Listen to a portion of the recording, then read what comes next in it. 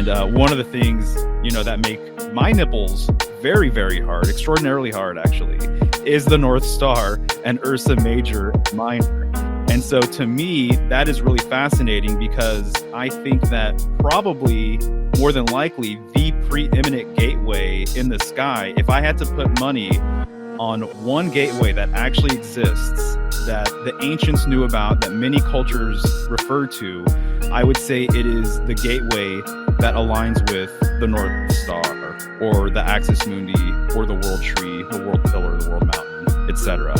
And so there's lots of literature and material about various gateways. The one I tend to concern myself with the most is that one, everything related to Polaris.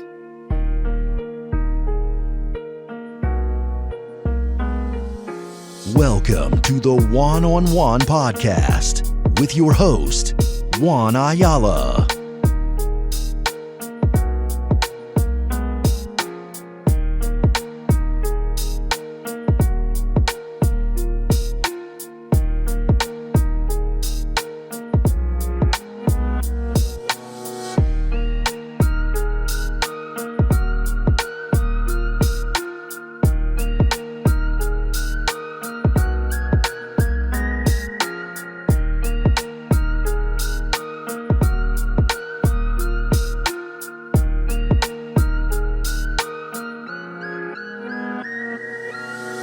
What up, fuckers? I'm tired of saying welcome back to another episode, bro. I'm sorry. I have to just switch it up because I'll go insane.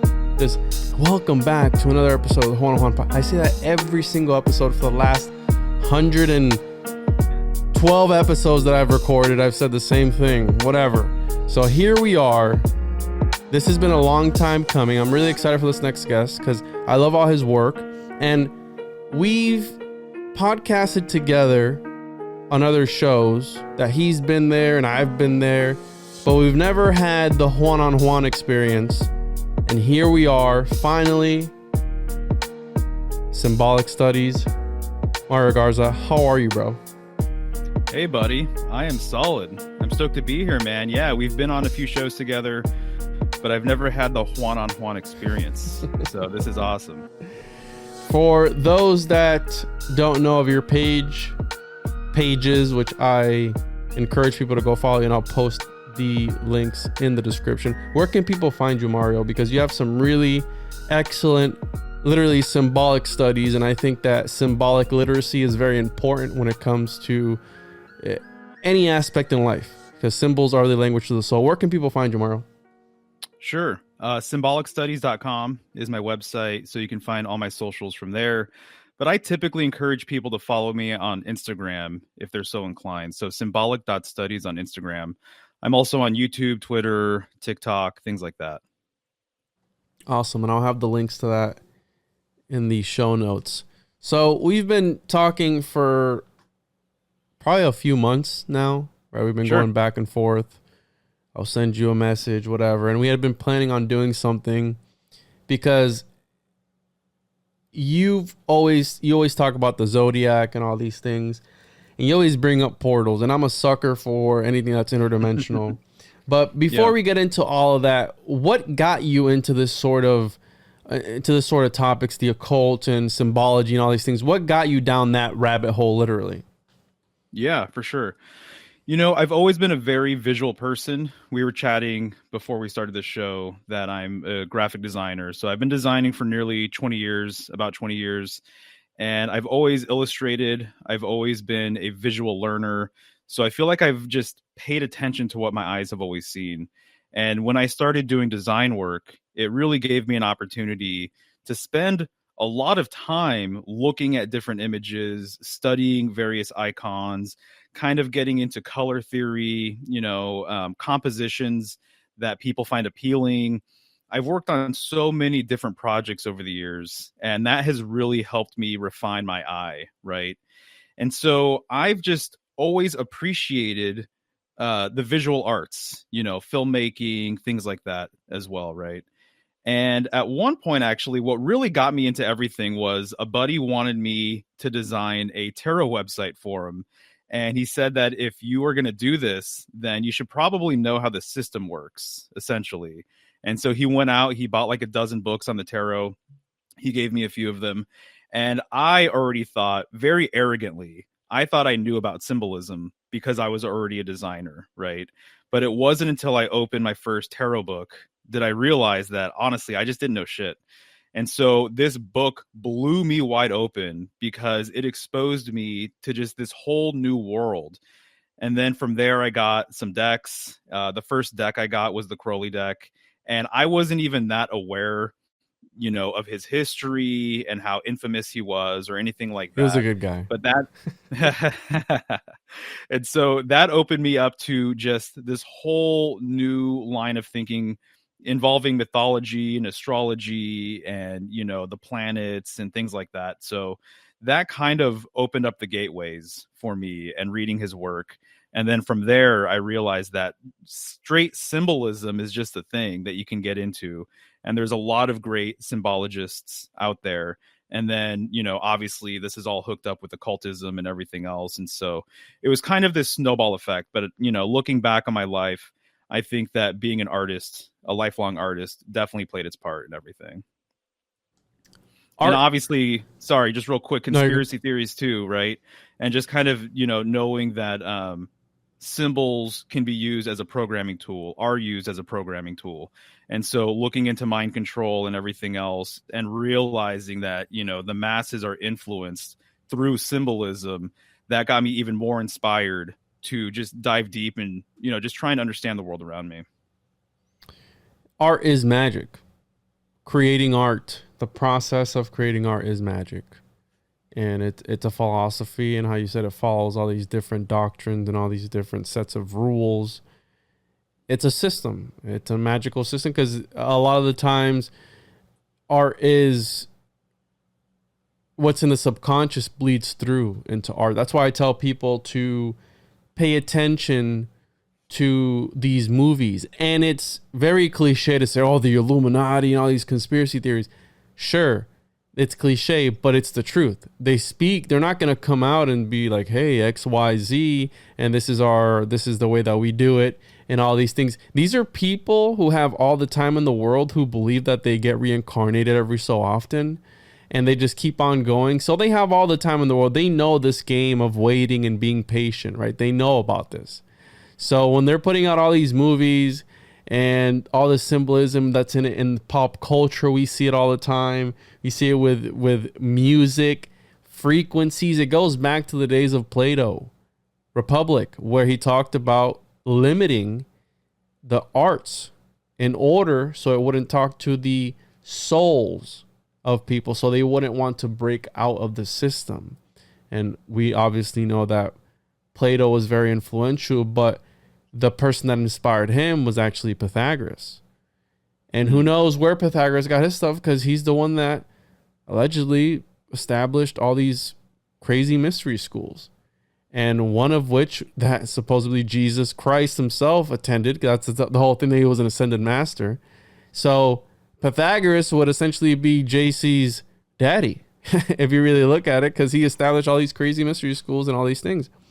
So the symbolism goes back and it speaks to our primordial roots, and that's how we get archetypes and all these sort of things, which are what Plato even talked about, that we already know these things. And I like the way that Plato puts it, because I recently visited a friend of mine's bookstore, and being in that environment, I want to be able to read a book without touching it. You know what I mean? But we got into that conversation, and it's about the experience of reading it, of extracting that information from that book, right?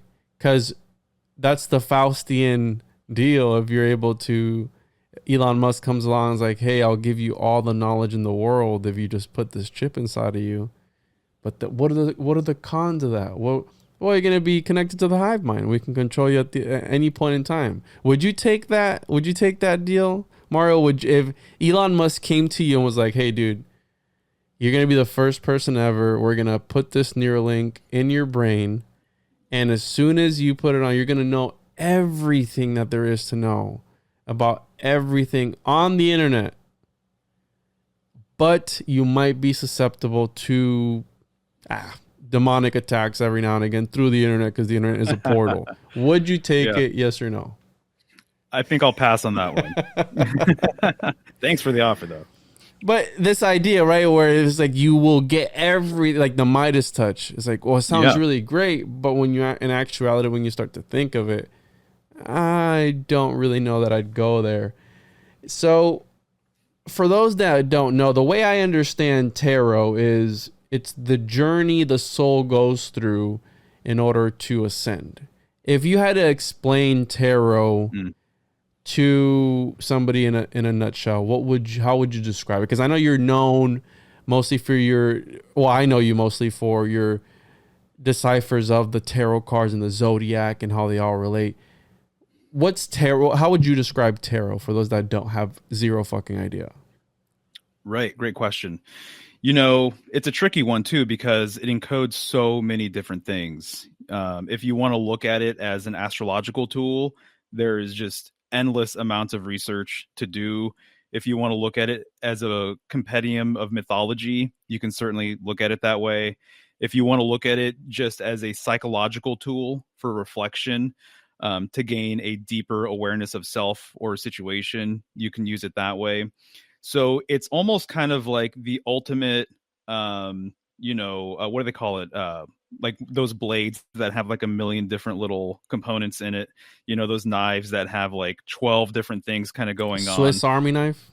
Swiss Army knife. Thank you, man. Yeah, it's like a Swiss Army knife. You can use it for so many different things. It's kind of insane, actually. And as I've been doing readings publicly for people, I spent many years doing readings for myself and for friends and everything else, but it wasn't until maybe 3 or 4 months ago did I start doing it for people, for followers and what have you. And since then, my awareness of the tarot has really grown quite a bit, and my understanding of its function has grown quite a bit as well.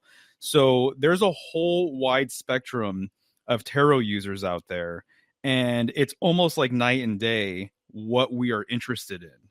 And so there is a bubblegum mall flavor of tarot for soccer moms, and there's plenty of tarot readers that like to interpret it that way, and that's fine. There are people who are primarily concerned with fortune telling. As an example, that's not something I'm personally interested in. I think it's more I think it's best used as a way to reflect on past energy and also check in on current energy. But I don't think necessarily that you want, at least the average person, the average tarot reader or user, I don't think you want to use it to forecast things. And that's actually kind of a thing philosophically, personally, that I kind of have issue with. It's one of the things that really drives me nuts about the conspiratorial truther community is this constant forecasting ahead, this constant prediction sort of game of trying to figure out what's going to happen. I would say the astrological community too, in large part, is pretty much obsessed with what's happening around the corner, but people rarely reflect to see if those forecasts or predictions ever came true, but it's really fun to think about what's going to happen 2 months from now, 6 months from now, whatever. And so for me, in a way, it's a divination tool just like any other divination tool as well. So people have been using anything and everything for divination, from bones to tea leaves to rocks and sand and twigs and everything else. So in many ways, the tarot is really no different. It's another system to connect to source, if you want to call it that. And from there, it's like your angle and your perspective with it, what you choose to do with it, it's up to you. So some people have a very strong esoteric, Jewish, Kabbalistic sort of angle with the tarot, which I think is really fascinating and interesting, but like that is their lane with it, and so for me, it's just another tool for divination. And because it's a tool, just like a lot of other tools, like a Swiss Army knife, you can use it for just a whole bunch of different purposes and reasons. It really just depends on your intention behind it. I tend to use it more when I'm reading for clients as like a psychological tool. I think it's really good for reflection. I think it's really good to get to the heart of the matter. There is something going on with synchronicity where I trust the process and I really trust the system that these are the cards that we're supposed to see and that we're supposed to reflect on, even if they seemingly don't match the situation. I think that's probably more user error than anything else. But that's how I tend to use it personally, is more of a psychological sort of thing. And I love the esoteric side of it. So even the tarot for me, I spend way more time studying the tarot like a book than I do using it for divination purposes. And so you can have a relationship with the tarot and you can learn about all sorts of different myths and occult secrets and whatever, and never actually do a reading for yourself or for anyone else. So if you wanted to use it just as a book for research, then you could do that too. And that's actually another way that I use it quite a bit. So, reviewing the different decks and how they vary, how the different cards vary and stuff, I get a lot of value out of that. So not a short answer and not necessarily a concise one either. It's a loaded question. I mean, I know that. And even myself, how you're saying there at the end, how you may learn about everything in it without even doing a reading for somebody. That's my case, because the original books back then were loose pieces of paper. So essentially a tarot deck is that. It's almost like a picture book, a mystical picture book of the way I've come to understand is the different levels of ascension that the soul goes through in order to go through to the other side, whatever that may be. And I've also heard you talk about how some people use it as some sort of mandalas, where they meditate upon the picture and they're able to transport themselves to that area and almost use it as a sort of portal, if you will. And hopefully we're going to be talking about portals today, because again, I'm a sucker for sci-fi, and anything interdimensional really gets my nipples hard. So I know you do a lot of breaking down of the zodiac, and you have your videos where you go through every single sign, and they're really well put together. The music is great. Your voice sounds awesome. And then the production level of them is awesome. And I'm a bit jealous, because I wish I could do short content like that, because I know that's what people want.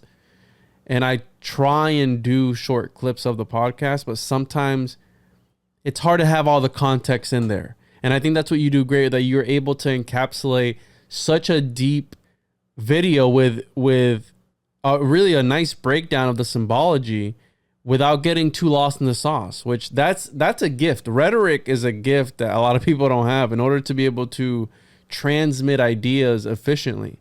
That's something that a lot of people struggle with.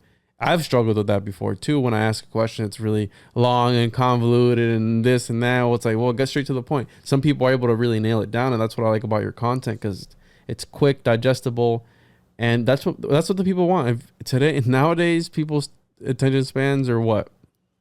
It's like a goldfish, a few seconds, because we're conditioned, right? We're conditioned to the TikToks and all this stuff. They limit your time that you're able to convey. On Twitter, they only put a certain amount of characters that you're able to put out there. It's only, 3 minutes, no longer than 3 minutes. So that's why when you look at your analytics on YouTube, the average watch time for a video is not the entirety of the 2-hour video that you did. It's 20 minutes, 18 minutes, whatever it may be. If you do a minute long TikTok, the average watch time is what, 8 seconds usually. If you look at your analytics.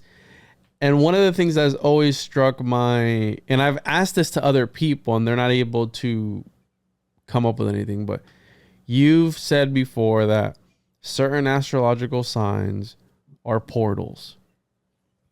And I think one of them was the Pisces is one of them. And I forget which is the other one. And I learned recently, because isn't this a Pisces, the Vesico Pisces, right? It's the fish. Yeah, like sideways, yeah. Yeah, well, apparently Florida, this is a fishing shirt, Florida corresponds with Pisces. And it would make sense because people come here, right? And they don't ever go anywhere, or do they, right? Spiritually, I mean, people come here to die. People flock to Florida to retire and die. So it is some sort of portal that leads you somewhere that you don't you don't come out of. You know what I mean? My neighbor's got his loud ass motorcycle on just now. But what do you mean by that? Because I've heard you say that, and correct me if I'm wrong at any point in time, but you've talked about certain astrological signs being portals. Yeah, it's really fascinating because during my research, I've been surprised at how many signs, and especially pairs of signs, have been equated to being gateways, essentially, or portals, openings to other places. And so the first one that I came across like that was Taurus and Scorpio. Hey, And so Taurus gang in the house. Sorry, bro. dude, it's one of my favorite signs. The bull symbolism thing is amazing. I spent a good years really diving into bull symbolism, cow symbolism, Taurus energy, all of the esoteric stuff. And one of the things that blew me away was the information saying that Taurus and Scorpio make a gateway. And the reason why they make a gateway is because when you're looking towards a very specific star in Taurus, Aldebaran or Aldebaran, which is the eye of the bull, which is the bull's eye, right? That you are looking away from the center of the galaxy. And that when you're looking towards Scorpio, specifically the star Antares, and both of these stars are known as royal stars. So there's 4 royal stars in the zodiac, in the constellations that make up the astrological signs. And they are connected to the fixed stars. And so the heart of Scorpio is Antares. And they say that when you're looking towards Antares, you're actually looking towards the center of the galaxy. And so a lot of people say that the 2 crossed keys in the Hierophant card, which corresponds with Taurus, that it's a reference to these gateways, the Golden Gate and the Silver Gate. Some people have referred to it that way. But then I started reading more information about Gemini, which is right after Taurus, and Sagittarius, which is right after Scorpio. And there's all sorts of gateway symbolism there as well. And then right after Gemini is Cancer, and right after Sagittarius is Capricorn. And what do you know? There's even more gateway symbolism with Cancer and Capricorn. And so with Cancer and Capricorn, Cancer is known as the gateway of man, and then Capricorn is considered the gateway of the gods. And so as an example, the Babylonians, they believe that you come via Cancer, which symbolically to me, this just reminds me of the womb of your mother. As you come through Cancer, as you come through the divine feminine, you're going to exit through Capricorn. You're going to return to the earth, essentially. And Capricorn corresponds or is ruled by Saturn, which is Father Time, Kronos, all that kind of stuff. So symbolically, that definitely lines up and adds up. But, these are just the signs of the zodiac. And so there's other constellations out there that people say very similar things about. So the Pleiades, as an example, which is right above Taurus, the 7 stars of the Pleiades, they're referred to as the 7 sisters a lot of the time. People believe that we come from the Pleiades and we return to the Pleiades. And one of the things, that make my nipples very, very hard, extraordinarily hard, actually, is the North Star and Ursa Major and Minor. And so to me, that is really fascinating because I think that probably more than likely the preeminent gateway in the sky, if I had to put money on one gateway that actually exists, that the ancients knew about, that many cultures refer to, I would say it is the gateway that aligns with the North Star or the Axis Mundi or the World Tree, the World Pillar, the World Mountain, etc. And so, so there's lots of literature and material about various gateways. The one I tend to concern myself with the most is that one, everything related to Polaris. I want to bring up a picture that I put. We were talking about AI art before jumping in. Yeah. And I want to pull up a picture of a piece that I put into the art generator, the AI art generator. I'm trying to find it here on my desktop. I put in Access What Monday. Generator? Midjourney. Yeah, okay. And I put That's in the one I played with. Yeah. I put in Access Monday. Nice. And it came up I did something very similar. With a really trippy ass picture. If I could find it, where in the hell, like, I would actually love to see it. Yeah. all types of stuff here on my desktop, so bear with me. I'll find it here. I'll make sure to show it up on the screen. But yeah, this idea that the North Pole, because as kids, we've been always, what are we taught? That Santa Claus lives at the North Pole. It also corresponds with the Draco constellation, right? Correct me if I'm wrong. Yes, Draco is a northern constellation. Yep. And I've heard people talk about that. I think even Tracy Twyman talked about something about the North Pole, where it's again a portal, and that Satan or somebody comes through there, the devil. And if you look at the map of the UN, it's a map from the North Pole. Really, if you look at it, it's a map facing down.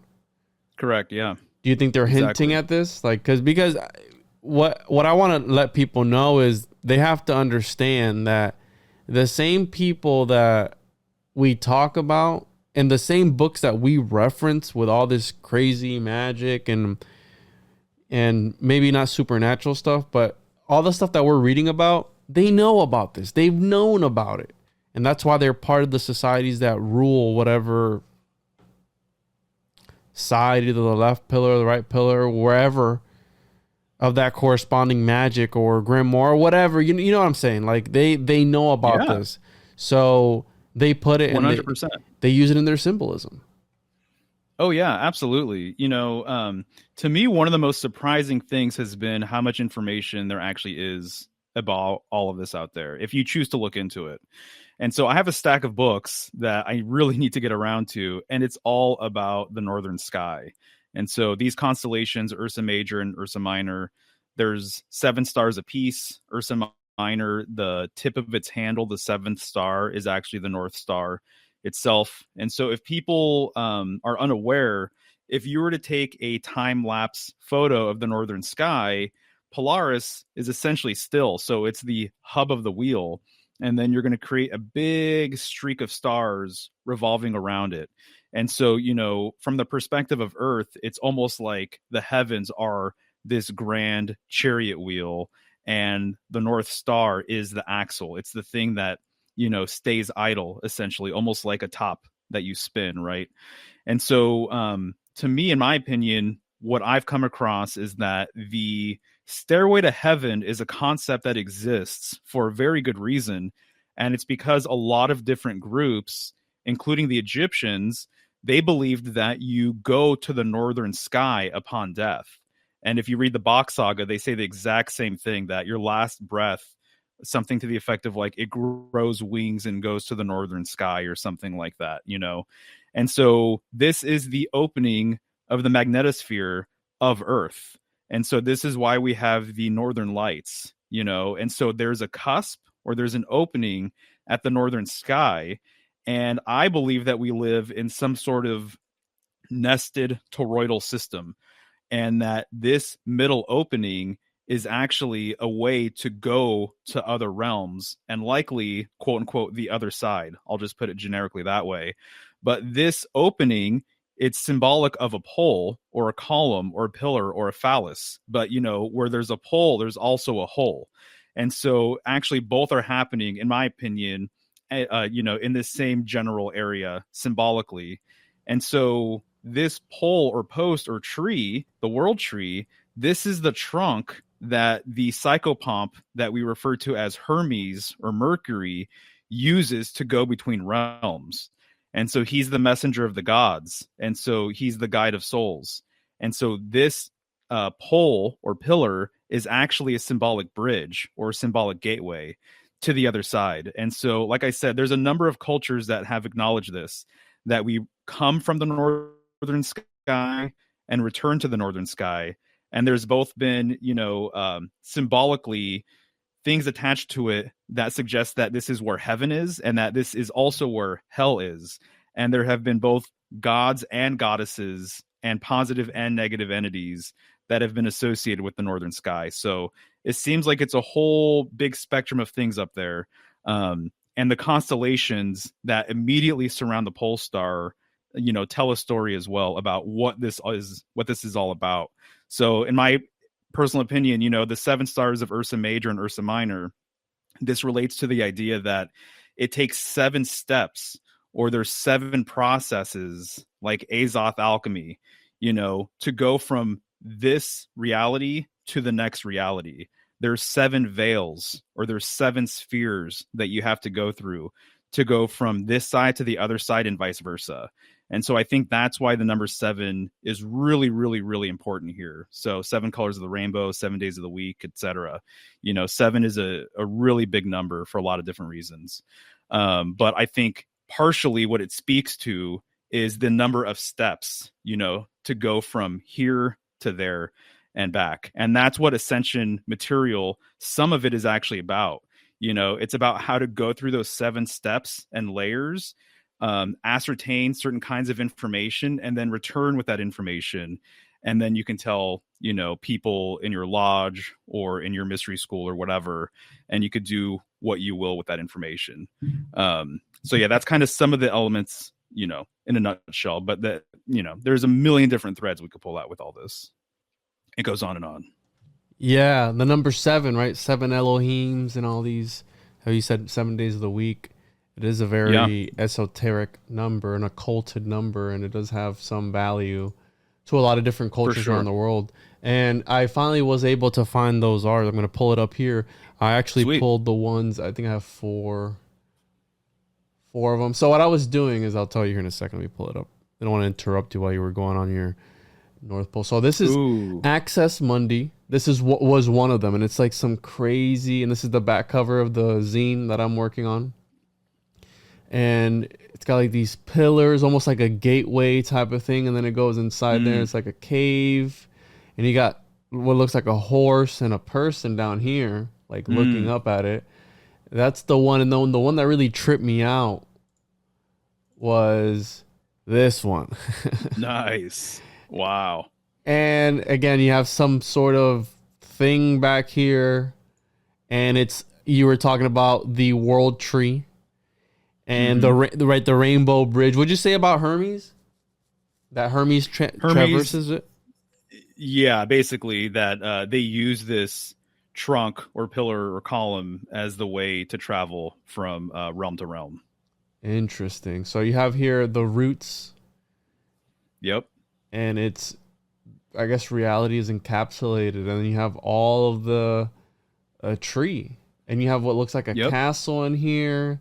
It's very trippy because the more you look at it, again, these are mandalas, bro. You could literally sit here and meditate on this picture, and you could travel into it. You know what I mean? And it's really freaky that a machine essentially made this.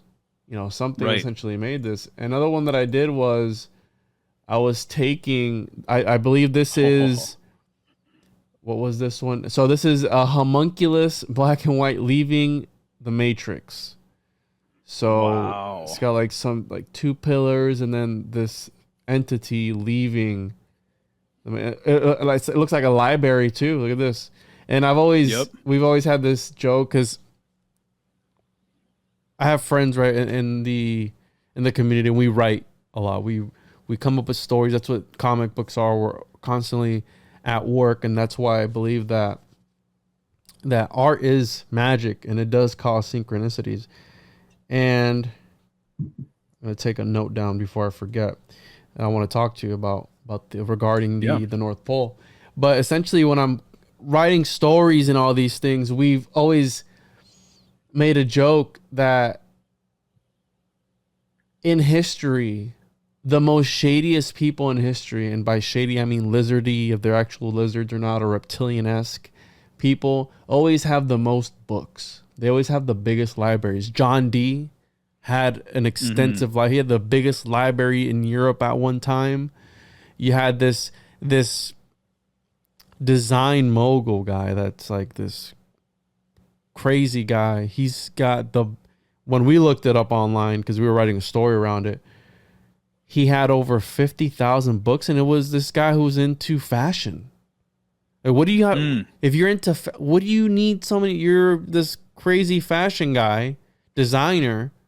What do you need 50,000 books for? So And if you look at who has the most books in the world, essentially it's Jeff Bezos. Yeah, Amazon. So Amazon, the whole joke is that if the more books you get, the more you're able to manifest it, because essentially you have all these universes at your disposal. You can open bibliomancy, you can open up a book and travel. I think that's part of some of the practices that they don't want you to know about, in order to how Manly P. Hall is able to sit down and give you an entire 2-hour lecture without even blinking or coughing or doing almost and I've always said that he's channeling it. But when you start to get into the more esoteric things, such as building a mind palace, but even that insinuates some sort of supernatural ability in order to construct a mind palace. And then you have people who don't have an inner monologue. There's people who can't think in pictures. There's people who can't do that type of stuff. They can't construct a mind palace. They can't. So who are the type of people who can? Is it a select few people who can do this sort of stuff? You know what I mean? Like, you're able to further develop that ability. So the joke is that the more books you have, which Jeff Bezos is the richest man in the world. And he is at one point, Amazon has the most books ever, essentially. So that's the joke. This one was, wow. I was reading an alchemical text, and it was the virtue of Zosimos of Panopolis. And he was one of the very first alchemists in Egypt. He was a follower of Hermes Trismegistus. And he has this dream which shows the first concept of a homunculus.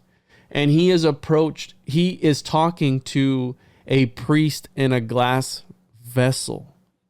And the guy's name is Eon, the priest of inaccessible places. So I put in Eon, the priest of inaccessible places, because it sounds really rad. Like inaccessible. What does that mean? Inaccessible places.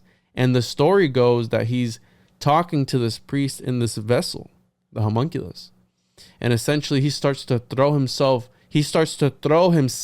up, and he dissolves into himself. He starts to vomit himself, and he dissolves into himself. But he turns into an anthroparion, which is the first concept of the homunculus in alchemy. Even Carl Jung, that was fascinated by alchemy, talked about this. But it was symbolic as to the change of one material to the other. But the way that it's painted, speaking of symbolism and all these alchemical paintings, is like little people. Or look at the alchemical wedding of Christian Rosenkreutz, where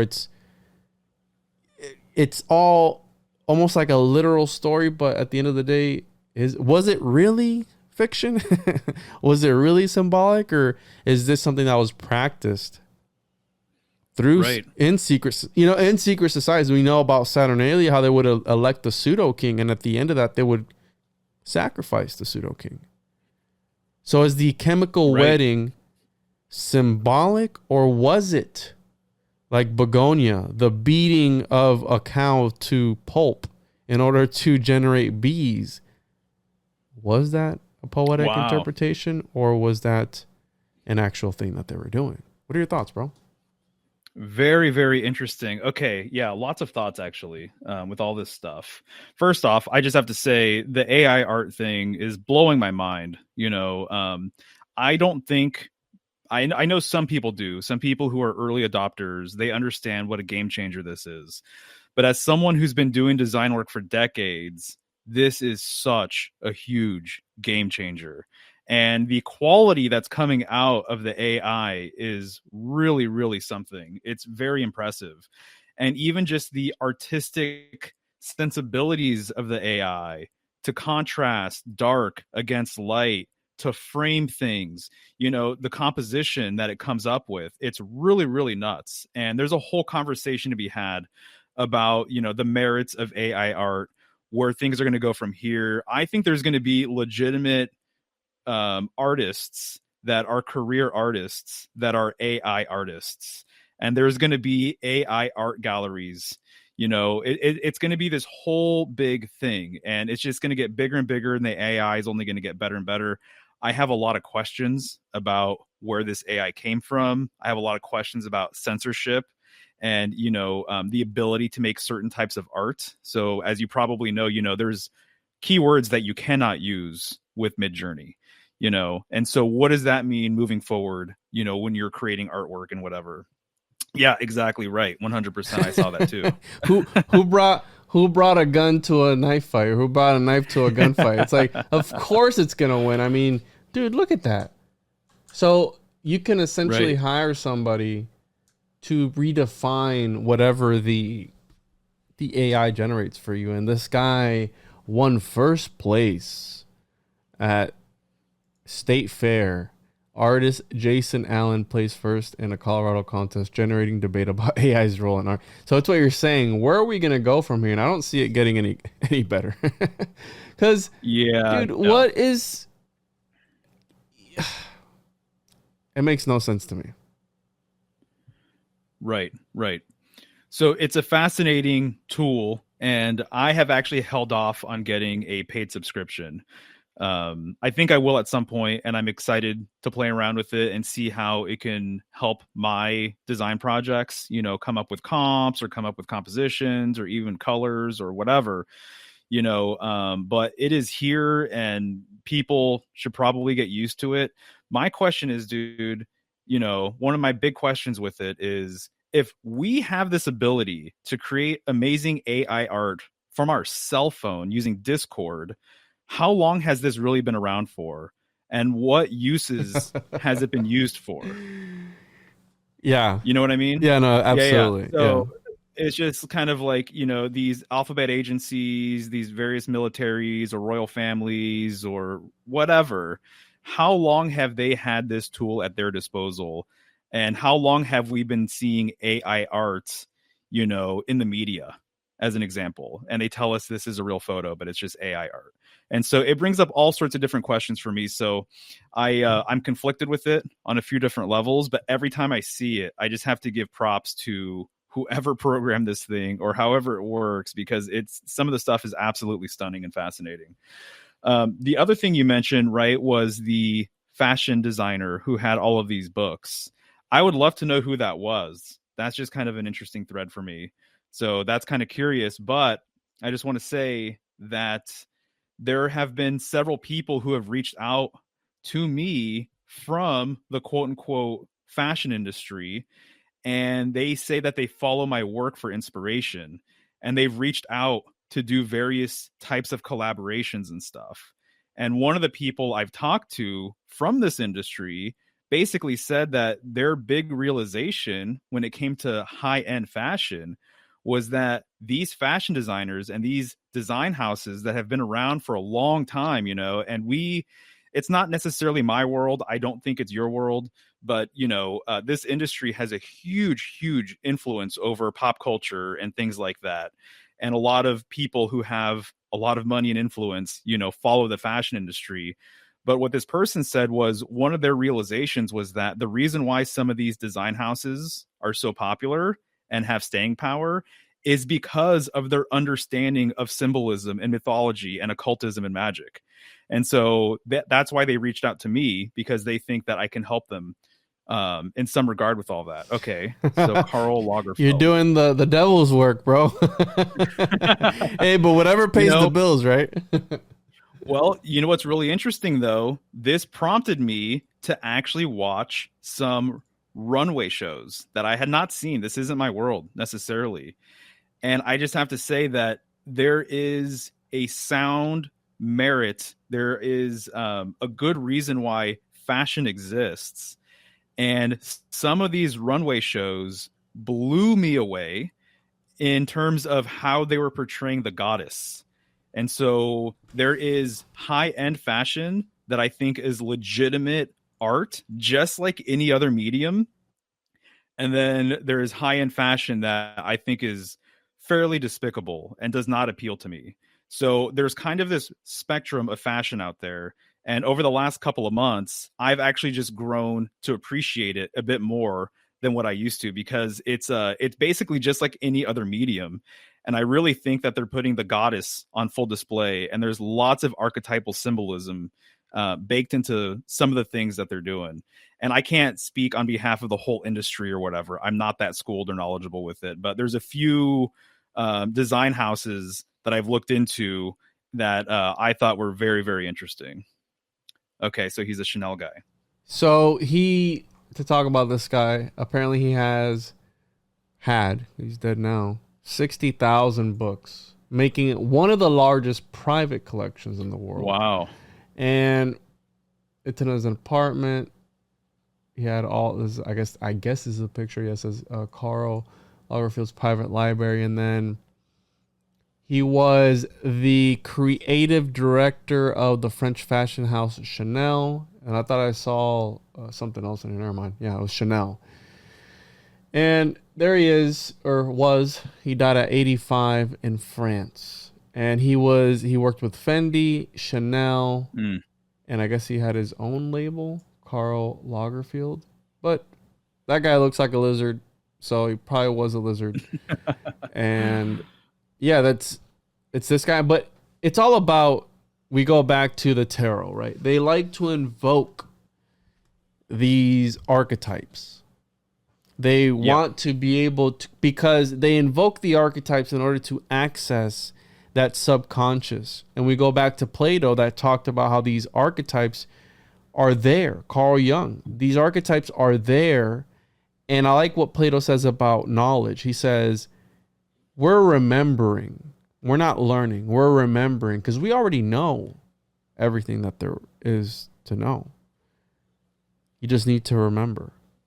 You need to be able to tap into that, because at one point we knew it all and we got disconnected from the source somewhere or another, if that's the placenta or whatever that may be. Because they say that kids are they're born knowing all the secrets to life, and they at one point forget it. Well, do we really truly know? Because, I mean, a kid can't talk. He can't communicate efficiently. So who knows what's going on in their little brains and what connections that they're making. Maybe they do know the secret to life or reality, existence. And right, because at one point they forget it, and once they are able to communicate efficiently, they just don't know what to tell you. And I've always wondered, because they're the closest to the source, essentially, when a child is born. And that's why they're used the way that they're used in certain surroundings, certain, how do I say this? Certain places, you know what I'm getting at, right? That's the whole QAnon thing and all this stuff that they use children, et cetera, et cetera. Sure. But yeah, I think it's there's something to that. There's something to it. Exactly. Absolutely. Yeah, definitely. Even just the other day, I saw some kids skating online, not in person. And I don't know how young he was. He was really, really, really young, though. He was a little guy. And some of what he was pulling off was freaking incredible. I was blown away. And so people are thinking that this kid has a really bright future with skating. And I'm not even that big of a skateboarder, but I could tell there was a discernible difference with what he's doing and what most people are able to do. And it got me thinking about being a child. And if you have something like that in your life, just how much easier I would imagine it would be to tap into your own flow state. It's when you become an adult, and it's when, life has kind of been beaten out of you in a lot of ways. And it's when you have bills and taxes and relationships and, all of these different obligations and everything. It's when your conscious mind really takes over. I think that it's more difficult. You have to try harder to enter that flow state. But I think when you're a child, I think it comes to you a lot more naturally. You don't have any obligations yet to the world. And so if you want to spend all day skating and perfecting these tricks or whatever, you can. But yeah, no, definitely. Children have a radiance to them. They have a glow to them. There's this spiritual quality that is undeniable, which is why people consider them, it's been said that children, the first fruit as like a sacrifice, is so potent and powerful, is because they have this energetic quality to them. You said it, not me. So versus an old man. Yeah. or whatever. An older person, they just don't have that. So, And before we move on, because the next topic that we're going to be talking about does concern the children, and I wanted to bring up, you talked about there, whenever there's a tube, there's a hole. And I mean, that's the phallus, whatever, who gives a shit. But I found it very interesting because, right, the North Pole can be looked at as a blowhole of some sorts. And do you know off the top of your head which constellations the ducks in the Pyramid of Giza are pointing towards? Because I know they're aligned with a certain constellation. Do you know that off the top of your head? are you referring to them looking like Orion's belt? I don't know where the ducks are pointed. I could have swore they were, because I was always taught that you know which ones I'm talking about, the ones that go up, and I'll pull it up in a second. Mm-hmm. It was for the king's soul, the pharaoh's soul to transverse up into wherever. But obviously they've never been used as tombs, so that narrative falls flat on his face. But it is aligned with Orion's belt, right? They look like Orion's belt. So I don't know what the ducks are pointing to. I'd be curious to know what that is. But yeah, no, they're the pattern that they make, those three pyramids look exactly like Orion's belt, the 3 stars of Orion's belt.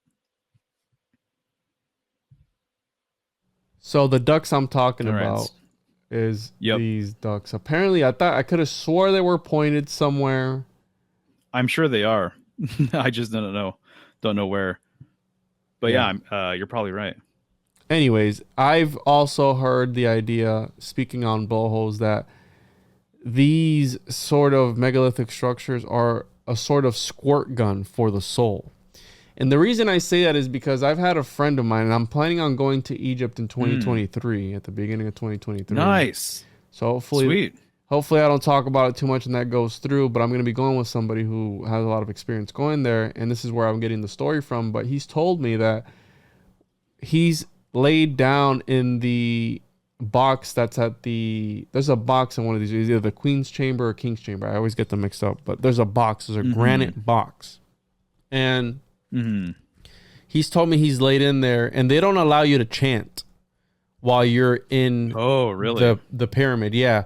But the group that he had was private enough that they all started to hum a certain tone. And if you look at magical rituals, breath work and tones play a big role into the ability to be able to manifest. So I've read.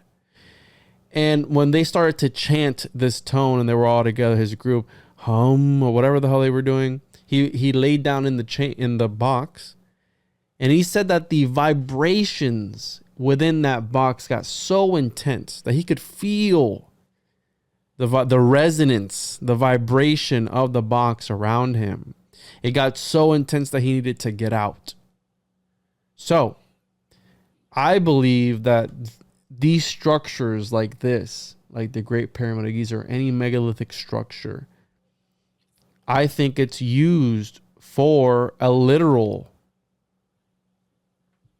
what's on Baphomet's forearms, coagulate and dissolve, right? I think that they were able to literally dissolve into the ether at a certain time of day, certain time of the year, certain time during a ritual, whatever it was, and literally shoot up. So the building itself is almost like a squirt gun for the soul, the essence, whatever that may be, into another higher state of being. And I think that accounts for, where did the Egyptians go? They can't tell us. They say, oh, well, the Hyksos took them over. Did they really? Who were the Hyksos? Oh, nomadic people. They were very powerful at one point. Sure. So you're telling me one of the greatest civilizations of all fucking time got taken over by a nomadic tribe that just happened to come through? No, maybe as a people, they were able to tap into something. Mohenjo-Daro, the Mayans, the Egyptians, you name it, any major civilization that disappeared. Well, they disappeared. Well, did they really? Did they really disappear? Or were they able to tap into some elemental technology, as I've heard my friend Ryan Burns put it? where if you align certain rocks in a certain pattern, you're able to tap into some higher power. And I think that's what happened to these people, dude. I think they were able to tap into, as a people, as a whole, and resonate at the same frequency and able to just peace out. Maybe through the North Pole, That's bro. Who the far fuck out. knows? Yeah, exactly. I was wondering if maybe it was pointing north. That's very, very interesting. Also, pointing east would be kind of curious too, I think, for a few different reasons, because I do have an Egyptian book. It's called, actually, what the fuck is it called? Judy K. King wrote it, Isis Thesis.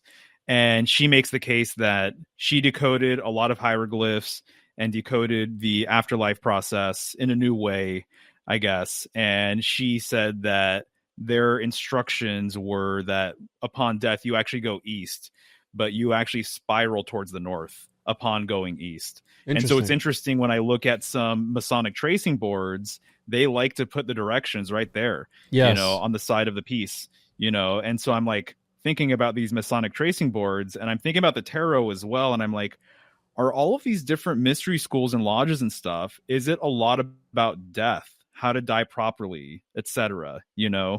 And so to me, that actually makes sense. I think the tarot actually might be a book, the Major Arcana specifically. It's like it's about life and death, essentially. It's how to live and how to die. And so I think there actually might be a lot of death, afterlife, stairway to heaven symbolism that has yet to be decoded. And that's something that I'm kind of working on personally. But what I was going to say, though, I could see this being the case, and I could see that maybe it would require, I don't know if you've come across anything like this, but like a specific diet, as an example. Like, if you just enter this chamber and start humming or whatever, that unless you had a very specific diet, and maybe even too, if you just were living haphazardly and you weren't taking care of yourself, if you weren't following specific protocols, I could see it not working. But I could see it that, if you're anointed, or if you had a specific diet, or if you were praying a certain kind of way, or if you went through a certain kind of system or whatever, that there's protocols basically that might come with that. And I've heard James True talk about this with the Holy of Holies, with Solomon's Temple. And I think that's largely mythology anyway. I don't know if there was a real Solomon's Temple. Some people would think that that's kind of nuts, but there's reason to suggest that Solomon's Temple actually might be purely mythological, and that the first or second temple never existed, and the third one's never going to get built. That's kind of a whole separate rabbit hole. But I do think it's interesting that the Holy of Holies is a space within a space within a space within a space, but that only specific priests, specific people that had very particular diets and lived a certain kind of way could actually enter into that space properly. And if you weren't living that way, then you're going to get nothing out of it, essentially. That we're dealing with such subtle energy that, your different bodies, your light body, emotional body, spiritual body, etc., need to be tuned a certain kind of way in order to take advantage of what's going on there. So I could definitely see something like that going on. That's really fascinating. And I hope you get to go, dude, in 2023. That's awesome. Yes, we're shooting for that. My friend's finishing up a documentary that he has, and hopefully Nice. I can tag along, because he has all the connections. And I'm trying to find here, unfortunately, it is a Crowley book, and it was talking about just that, how you need to be able to purify yourself and anything. Yep. I can't find it. Anyways, it's in the magic and Ethereum practice somewhere. And the reason I was looking through is because it connects to the research I was doing today. But essentially, yeah, that's why the Pythagoreans didn't eat beans, right? They believed that beans looked like a fetus, and anything that resembled, they were strictly, I don't know if they were I think the Cathars were the pescatarians, but they were strictly vegetarians, and they wouldn't eat anything because they believe in metempsychosis, which is the soul travels to, you could be an animal, you could be a plant, or you could be anything else. So they wouldn't eat meat because they could essentially be eating one of their brothers at one point in time, or they didn't mistreat animals. So the diet 100% has to be, he said, don't eat meat because it clouds judgment and all these things. And people who are in the court system, judges, shouldn't eat meat because it clouds the judgment and all these things. And the transference of energies. So that is, I think that plays a big role. Purification plays a huge role when it comes into these sort of things. And it would make sense, right? How you're saying the excuse me, this Temple of Solomon was a temple within a temple within a temple. It was a prayer room and within a prayer room within a prayer room. So there's literally levels to this shit. When the angels were talking to John D, they were telling him, like, listen, you got to be clean. You got to wear the tetragrammaton on your chest or whatever that plate was. You got to wear this certain ring, and you got to smell a certain way, because fragrance is a big thing for the spirits. They fucking hate the smell of man. They can't stand the smell of sweat. So like, you got to smell good. If not, you're going to piss us off. So they're doing all these, they're praying, they're doing everything. And that's what a lot of people don't understand about John D. It was surrounded with hours upon hours upon hours of prayer and meditation before doing these seances that they were doing for up to 10 hours a day, bro. You know, their kids are running around the house and they're trying to talk to angels or whatever the fuck it was. So what I was going to actually talk to you about was, before I went into this whole long convoluted rabbit hole that we're in right now, has to do with John D and the North Pole symbolism, where there is at one point in time where the angels reveal to John D and Edward Kelly, they show them God. And I think I talked to you about this before. They show them God, and God wasn't your typical Saturnian old man, Father Time, sitting on a throne in heaven. No, he was a whale covered in many eyes, covered in a lot of eyes. Wow. So let me pull up my rendition, because I had an artist make this for me. Oh, yeah? Yeah, I had an artist make That's this awesome, for me. dude. And I had a crazy synchronicity when it came to this piece here. So there is my John D. Whale interpretation. Nice. And it's the whale with a bunch of eyes on it. So they were revealed God, and he was this sort of cosmic whale. And the whale opens its mouth, and John D and Edward Kelly are to go inside of the mouth of the whale. And inside the mouth of the whale, 12 gates open, either 12 or 4 gates open. So essentially the inside of this whale's mouth is peeling back the layers of reality. And they're being shown this in this vision. And it made me think of,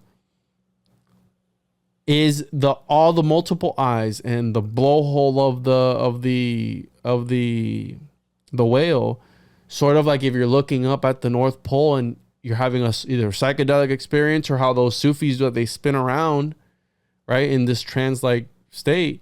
Yeah. What if they're actually seeing and having a psychedelic experience where they were looking up to the stars and those were all the eyes, and they couldn't find a way to describe it? But yet again, they weren't taking any drugs, allegedly, and they were in a room. Right. Crystal ball. Right. So nice. I'm so glad you brought this up. What are your thoughts on that? Because it is absolutely fascinating.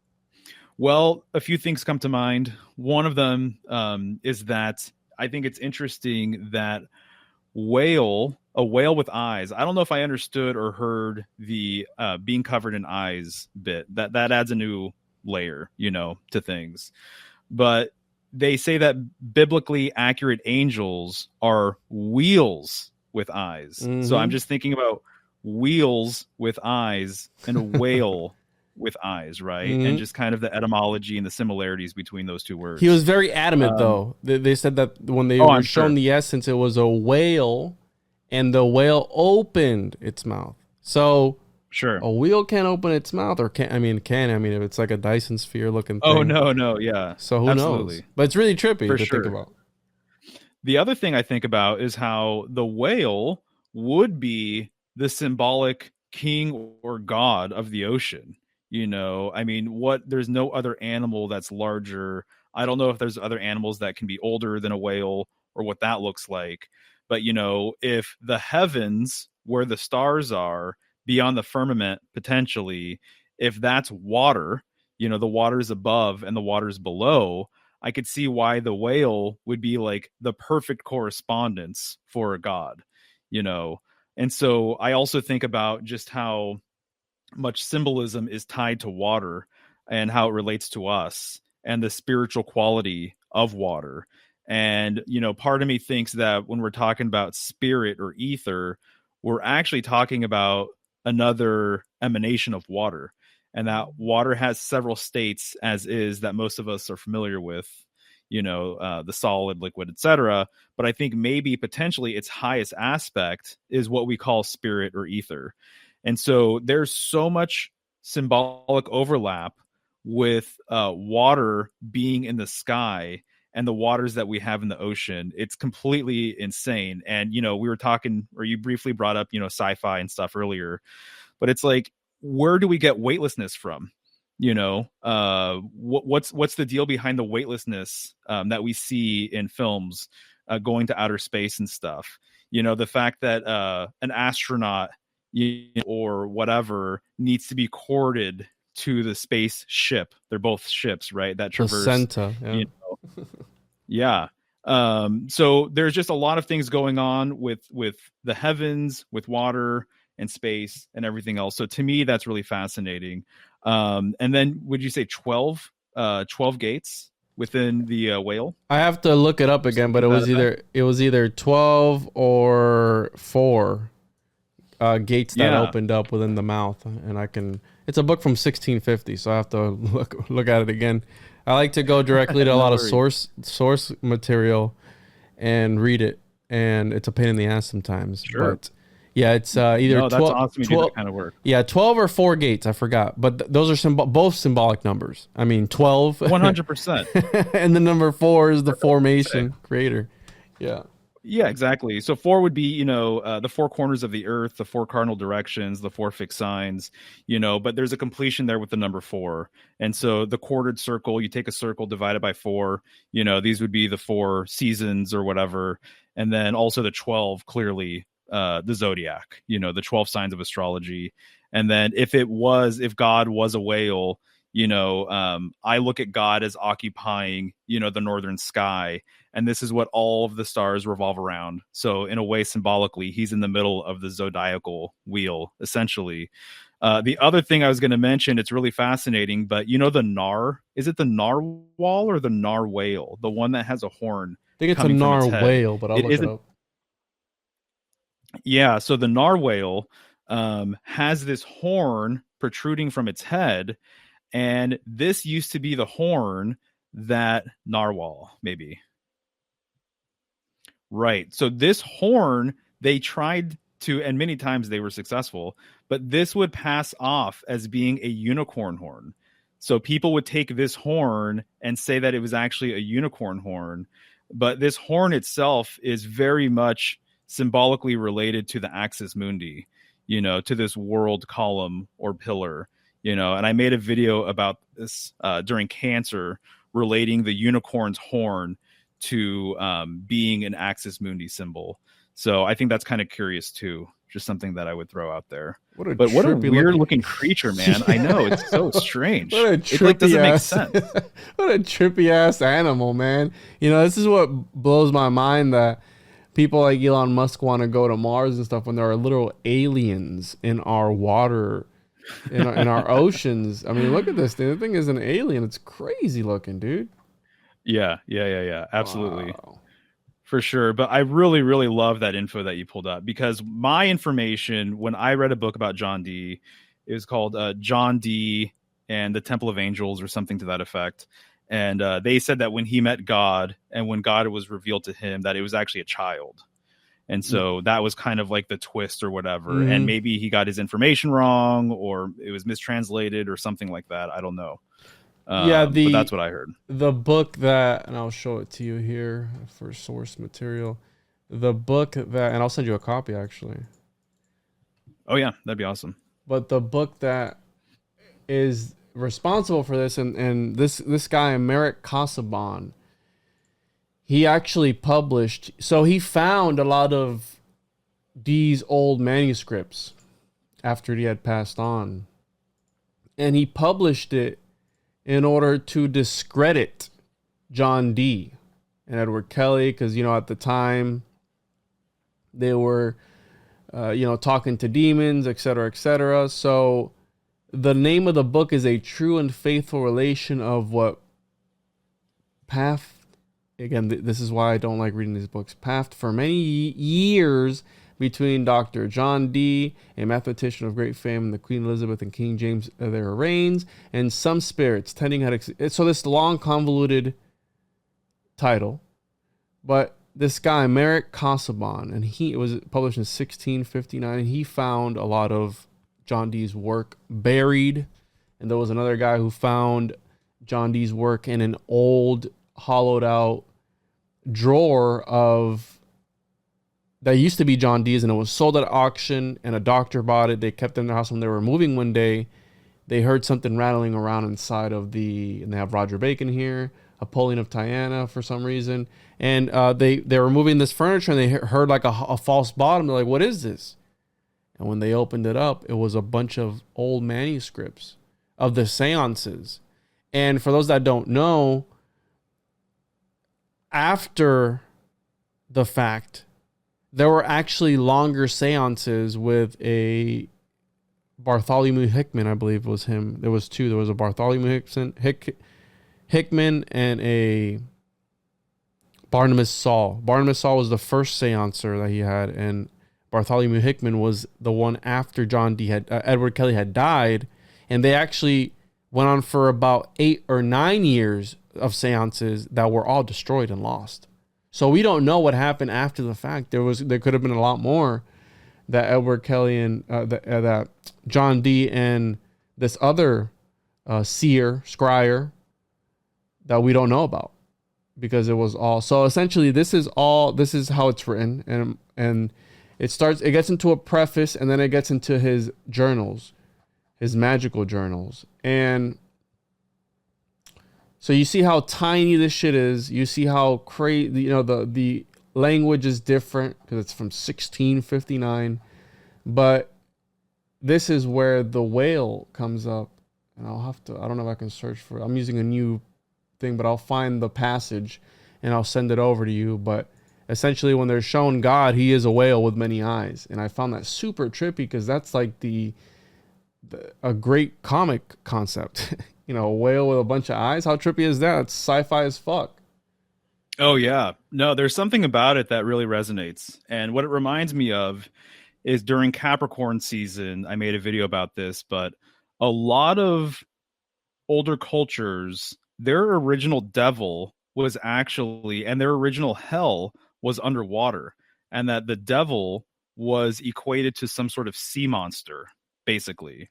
And so this idea of the devil with goat legs and horns and wings, and it's more like a Baphomet sort of thing, that's more of a recent concept. And what I'm realizing is that all groups had their concept of a devil actually coming out from under the water. And so in a way, it kind of reminds me of like Cthulhu or something like that. And that their idea of hell was actually underwater as well. It wasn't underneath the earth.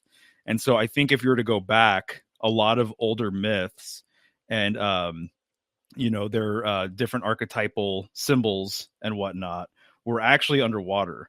And so the idea of God being a sea creature, especially something like a whale, to me, I mean, it does make sense. It adds up. And then back to your portal thing, you know, it's almost like the whale is a moving, living portal in and of itself, because there's a number of stories of people being eaten, you know, by a whale and then going through this huge, massive journey, or being in the whale for several days before they're able to exit or whatever. So to me, that's kind of a initiation. It's an initiation, essentially. Yeah, sure. Like Jonah and the whale being in the mouth of the whale. It is an initiation. And this stuff is really hard to read, but here we go. We have the prophet took them up, for they were become as dead. So Edward Kelly and John Dee were dead. And suddenly the firmament and the waters were joined together, and the whale came like unto a legion of storms, or as the bottomless cave of the north. There's the north symbolism there again. When it opened, and it was full of eyes of every side. The prophet said, "Stand still," but they trembled. The waters sank and fell suddenly away, for that the whale lay upon the hill, roaring like a cave of lions. So it's saying they're hearing the mouth of the whale like a cave of lions. That's kind of interesting to say. And the prophet took them by the hand and led them to the whale's mouth, saying, "Go in," but they trembled. See, I can't even read that shit. Vehemently, I don't even know what word that is. He said unto them the second time, "Go in," and they swore unto them, and they entered in, and be lifted up this by his voice, and cried mightily, "Come away." Anyways, you get the point. But they go inside this whale's mouth. So here's the whale's mouth. So this guy is leaving notes as well as he's writing, and essentially everything looks like this. Let me zoom out a little bit. And I haven't read this in a very long time, but all the writing looks like this, bro. So I'm literally spending hours at night reading shit like this. So EK is Edward Kelly. The triangle is John D, because that's how he wrote his manuscripts, because everything back then was about aligning yourself to God, and the triangle was the Trinity. And John D, Eon D, lines up numerically to a certain sum that's equal to what they believe was God. And mind you, John D was a guy in bed with the same people, William Shakespeare, and we know that the whole Baconian code and all this stuff and all these ciphers that they were all about. So he was in bed. Allegedly, John D helped put all these codes in William Shakespeare's work. That's the whole conspiracy. And the reason that William Shakespeare knew about the occult was because there's these brothers called the Garland brothers, which is related to the Rosicrucians and all this stuff, that they say was William Shakespeare and some other guy under a pseudonym, because William Shakespeare was also a spy for the crown, and that accounts for the missing years of William Shakespeare's life, because William Shakespeare disappeared for like 10 years while he was hanging out with John D and Edward Kelly at these seances. And that's why in his plays he knows about the occult, he knows about the Faustian Pact and all these things. So Tempest is modeled after John D. So there's this crazy conspiracy and rabbit hole, but essentially I'll sit and I like to read the source material. So see, they're here, Edward Kelly, amen, and they're taking notes of everything, bro. And you could say, and I'll send you this so you can look at it, but it's from 1650, and this is Merritt Casaubon, and I was able to find that other thing on Crowley when he talked about cleanliness is next to godliness and had better come first. Purity means singleness, and he's talking about how you must prepare with your diet and everything in order to be able to do these rituals. And if you don't come correct in your circle, you're gonna not have a good time. Right. Dude, this is really powerful stuff, if I'm being honest. I love that you came across this. I personally had never heard of it before, but this adds a whole another layer to things, in my opinion. And it makes perfect sense, actually. And so the fact that they reference the bottomless cave of the north, to me, is really fascinating.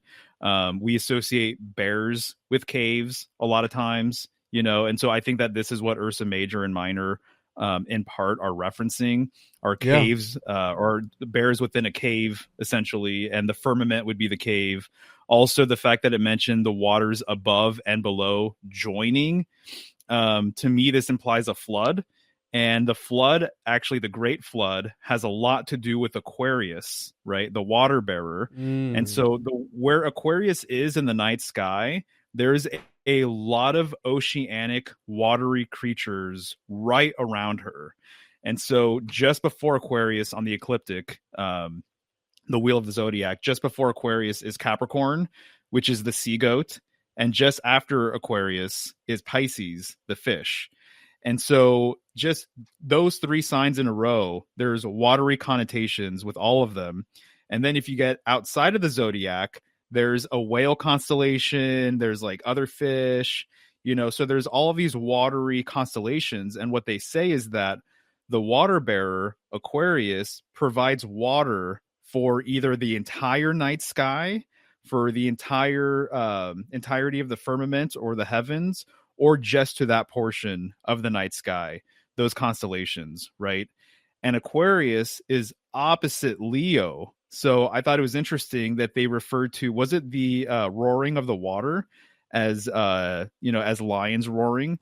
When That it was the op- metaphor yeah, that they equated. when it opened its mouth, it sounded like That's really interesting. Cave of Lions. Gotcha. Oh, when the whale was opening its mouth? Yeah, when the whale, it roared like a cave of lions. Wow. That's fascinating. Yeah, because Aquarius is right across from Leo. So there's actually a lot of like Leo feline cat symbolism that overlaps with water. And so that's something that I've kind of been exploring lately, because we just went through Leo and you see all of these old fountains and it's like a lion and water's coming out of its mouth or what have you. And they've been associated with different waterways and rivers and things like that for a while. So I don't know. I thought that was kind of curious, but this whole entire thread, dude, this is very, very intriguing and interesting. I'm really glad you're bringing it to the table. It brings a whole new light. I mean, I've never heard about that until I started digging painstakingly through everything, because essentially he had 5 different magical books and they end abruptly. And this guy picks up where those other ones left off. And it continues in this book. So it's a bunch of, it's over 10 books that you're looking at, like a bunch of different books. And it's not till after they die that this becomes available, and you see the chronology, because they dated everything. And it continues. He went MIA for a little bit, and then after that it picked up, because this guy found his old manuscripts. If he would have never found it, we would have never had this information. And who knows if he's talking in a cipher, because John Dee was known for cryptography. He was a cryptographer, and they would mask everything a certain way. So he might essentially be talking about some sort of astrological code that we won't ever know, because it was written in code that only a certain amount of people knew, or whatever the case may be. So what you're saying about all these different signs, he was into astrology, bro. He was the court astrologer for Queen Elizabeth. So he could have 100% been talking about some sort of astrological concept that I don't understand. So I'll send you that so you can dig into that and see what else you can find. But it's very interesting. And finally, to get to where I wanted to go after going through all of that, talking about John Dee, Crowley, all these guys, Wales, North Pole, is the concept that for the longest time the other day, I was sitting down and I was remembering, I go, how trippy was Dr. Seuss? The books of Dr. Seuss. And bringing it back to the children, I go, there's got to be some funky shit going on with Dr. Seuss. So I was in Sam's Club the other day and I picked this up. It was on special and I bought it for my son. And it's all the places you'll go. And come to find out, this was the published book that was published by Dr. Seuss, who wasn't actually a doctor.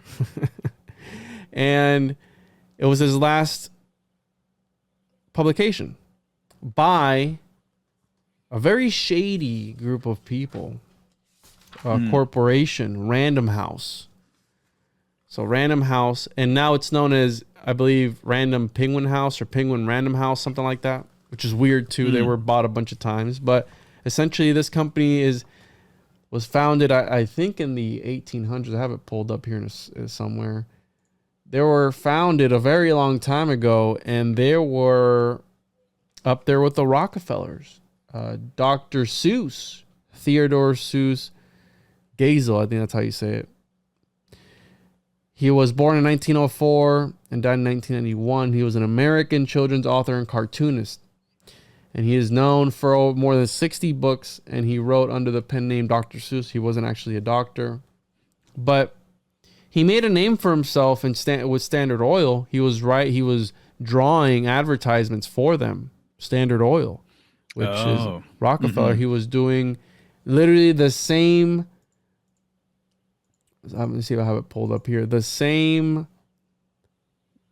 drawings that we see in the children's books, but for Standard Oil. And I don't have it pulled up. Actually, I do. Let me pull it up here. Interesting. Yeah. So he was in bed with these lizard type people. and he was drawing things like this for Standard Oil. This, I don't believe this was for Standard Oil, but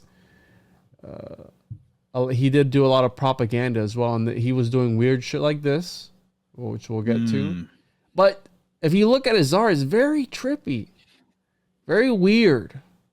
Yeah.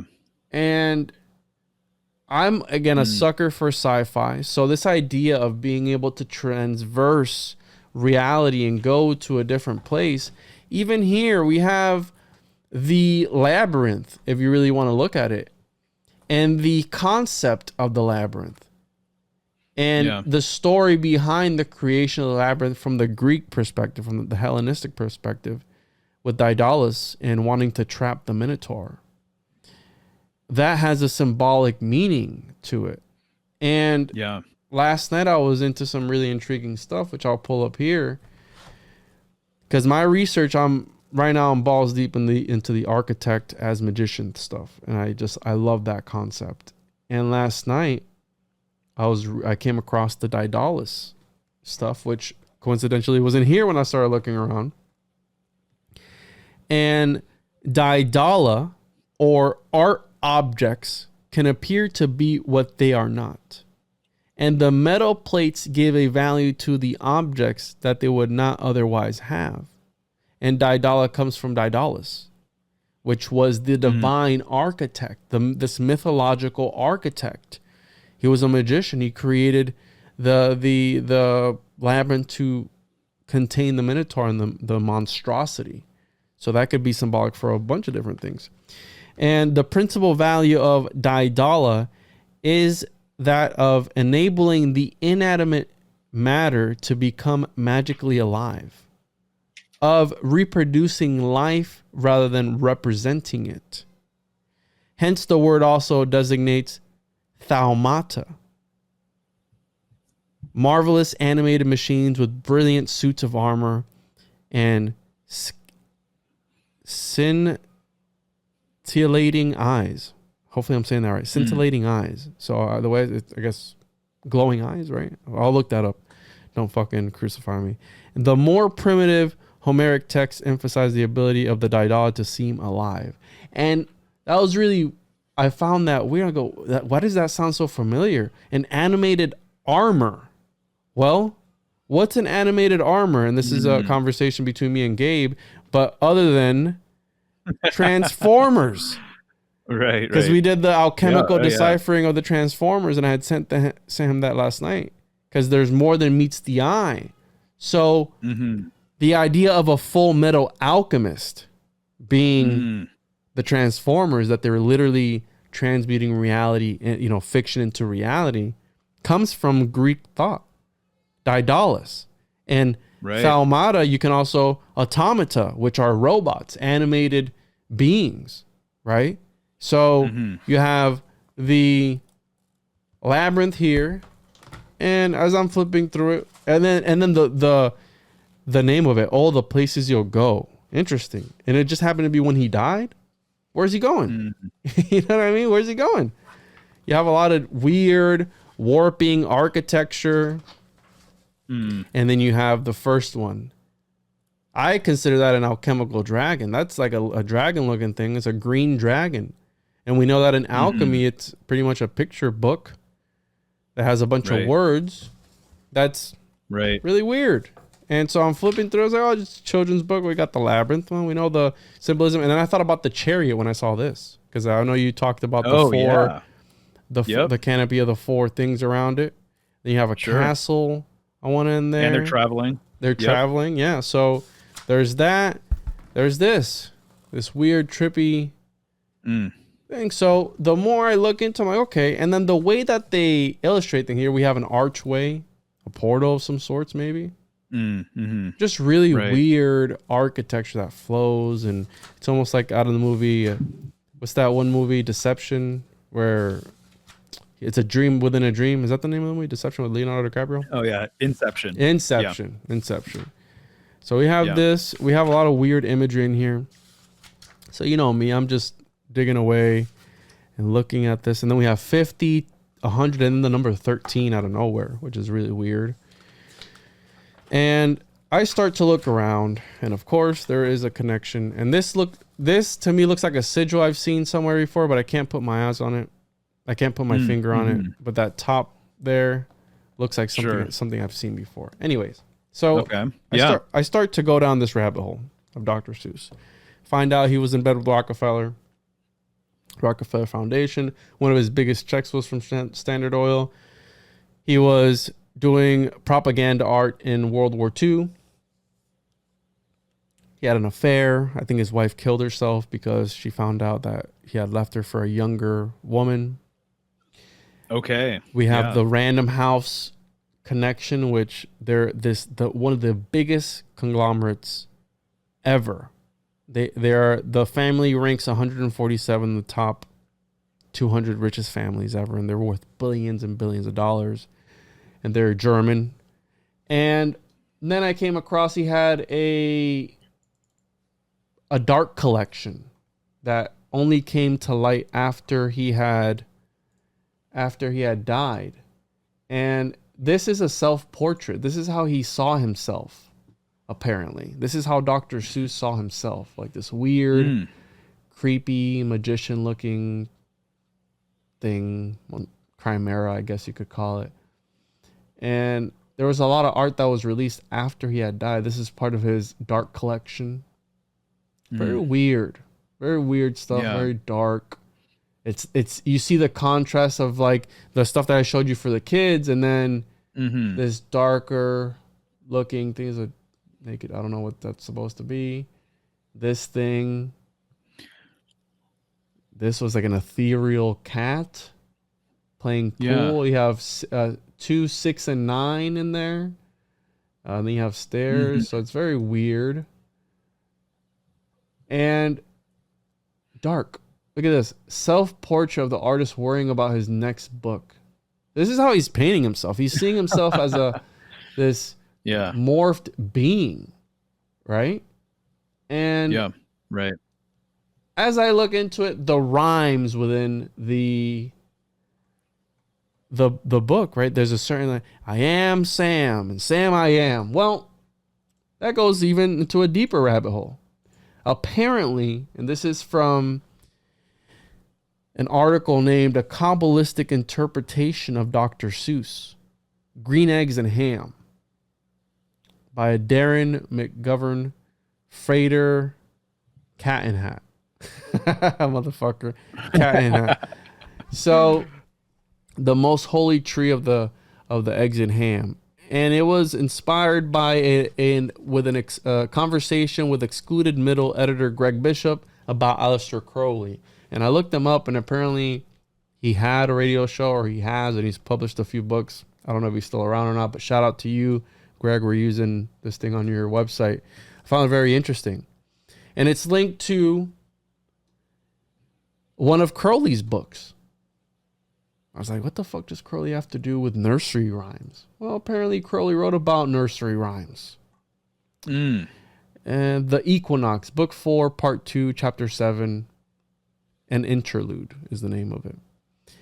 And I started looking into this, and you see where my research leads me down these little corridors, and it just gets deeper and deeper and deeper.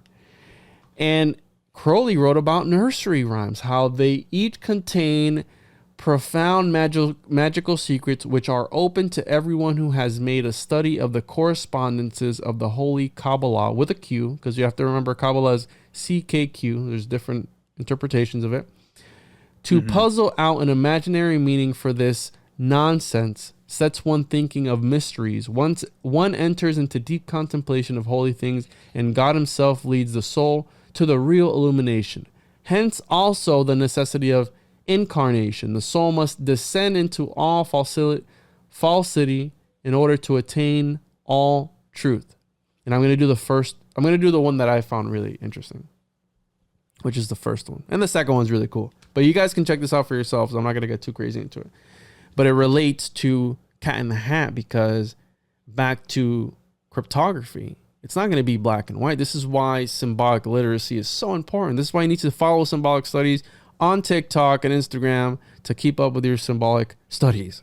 So the first one that he talks about, this is Crowley writing. For instance, Old Mother Hubbard went to her cupboard to get her poor dog a bone. Once she got there, the cupboard was bare, and so the poor dog had none. So Crowley breaks this down for us. And he goes, who is this ancient and venerable mother of whom it is spoken? Verily, she is none other than Binah, as is evident in the use of the holy letter H with which her name begins. Nor is she the sterile mother Ama, but the fertile Ama, for within her she bears Vow, the son, for the second letter of her name, and the R, the penultimate, is the son, Tepforeth, the son. And again, I'm not too familiar with the Kabbalistic tree of life, so don't crucify me, please. And this is where it gets interesting. To the other three letters of her name, B, A, and D, are the three paths which join the three supernals. To what cupboard did she go? Even the most secret caverns of the universe. And who is this dog? Is it not the name of the god spelled Kabbalistically backwards? And what is this bone? The bone is the wand, the holy lingam. The complete interpretation of the rune is now open. The rhyme is the legend of the murder of Osiris by Typhon. The limbs of Osiris were scattered in the Nile. Isis sought them in every corner of the universe, and she found all except the sacred lingam, and hopefully I'm saying that right, which was not found until quite recently. Let us take another. So he's talking about the the Osiris, the myth of his body being scattered everywhere. And there's also another one with Set, right, where his brother cuts his body up, scatters all the pieces, and all of them are found except the phallus. So that's the bone that she was trying to find for her dog. And these go on, bro. These go on. They go on. It talks about the Bodhisattvas and the Buddhas, and this goes on. So I encourage people to check. It's Crowley. Fuck him, but the dude's got a fucking point. He does. Yeah, absolutely. For sure. I'm not surprised, man. You know, with these stories, they appear to be very simple, but there's a lot going on. And so the Cat in the Hat was the first thing that you asked if I was interested in maybe decoding. And what I did was, my process was watching this read along on like 2x speed on YouTube. And I watched this thing, man, probably over the last like 2 months or 3 months, like 20 times or something like that. And I was surprised with every watch, I got new information, new details, new things to consider. And so there are many angles to approach that story, as seemingly simple as it is. So the fact that Crowley took that approach, you know, I'm not surprised at all. There's a lot to decode. Yeah, I have the green eggs and ham decode, which I want to read, but these I'm showing the ads that he did for Standard Oil, Esso Lube, and these are, so you see it's the characters that we're used to seeing in these children's books, except they are ads for Standard Oil. So it's the same style. Mm-hmm. And then he, not only did he do that, but he also did art for World War II for the government propaganda. I see. And I want to read the Kabbalistic interpretation here of the green eggs and ham because it's pretty quick. And I was laughing because I'm like, what? This is crazy. And this guy breaks it down really nice. So I remember in the second grade being introduced to green eggs and ham.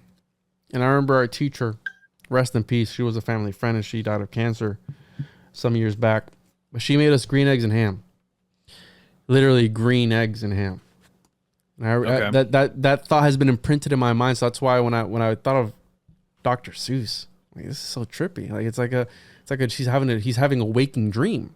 And I'll get into something else later that I have too. So yeah. I am Sam. And he starts it off by saying, unlocking the imaginary hidden messages within nonsense can automatically set one to thinking of the mysteries. This done with discipline can lead to deep contemplation of holy things in God himself. And that is the truth path. That is the true path to illumination. So we're talking about unlocking things in the psyche and being able to illuminate, become the Illuminati, the illuminated. And this can be done with any seemingly nonsensical text you may choose, Grimm's fairy tales, ancient Egyptian papyri, the Bible, the morning news. The source is unimportant. However, the method is difficult without the aid of the holy Kabbalah with a Q. For example, let's take the seemingly innocuous modern children's book, Green Eggs and Ham. By deciphering the meaning between the lines, the roots of words, the correspondence on the tree of life, and connections to myth, we can invoke the truth that lies hidden. As written in Hermes' Emerald Tablet in the Nag Hammadi, he put the Nag Hammadi scriptures, as above, so below. Distilling the information to extract the gold from the original matter is an alchemical transformation operation. So, how I mentioned earlier, we are the philosopher's stone. We are the ones that intake something inanimate and output gold, art. So I'm taking all this information and we're making a podcast. This is the gold. This is the alchemical gold. Okay. So that's essentially what it is. I am Sam. This simple phrase is perhaps the most sublime. Sam can be seen as an abbreviation of the sacred Sanskrit mantra for Vedic literature, Soham, which means I am that. Thus we have the Hebrew god name Ahiye, and I'm fucking these up, or I am that I am. Sam can also be seen as one of the root words for Samadhi, which means together with. Sam, the Lord.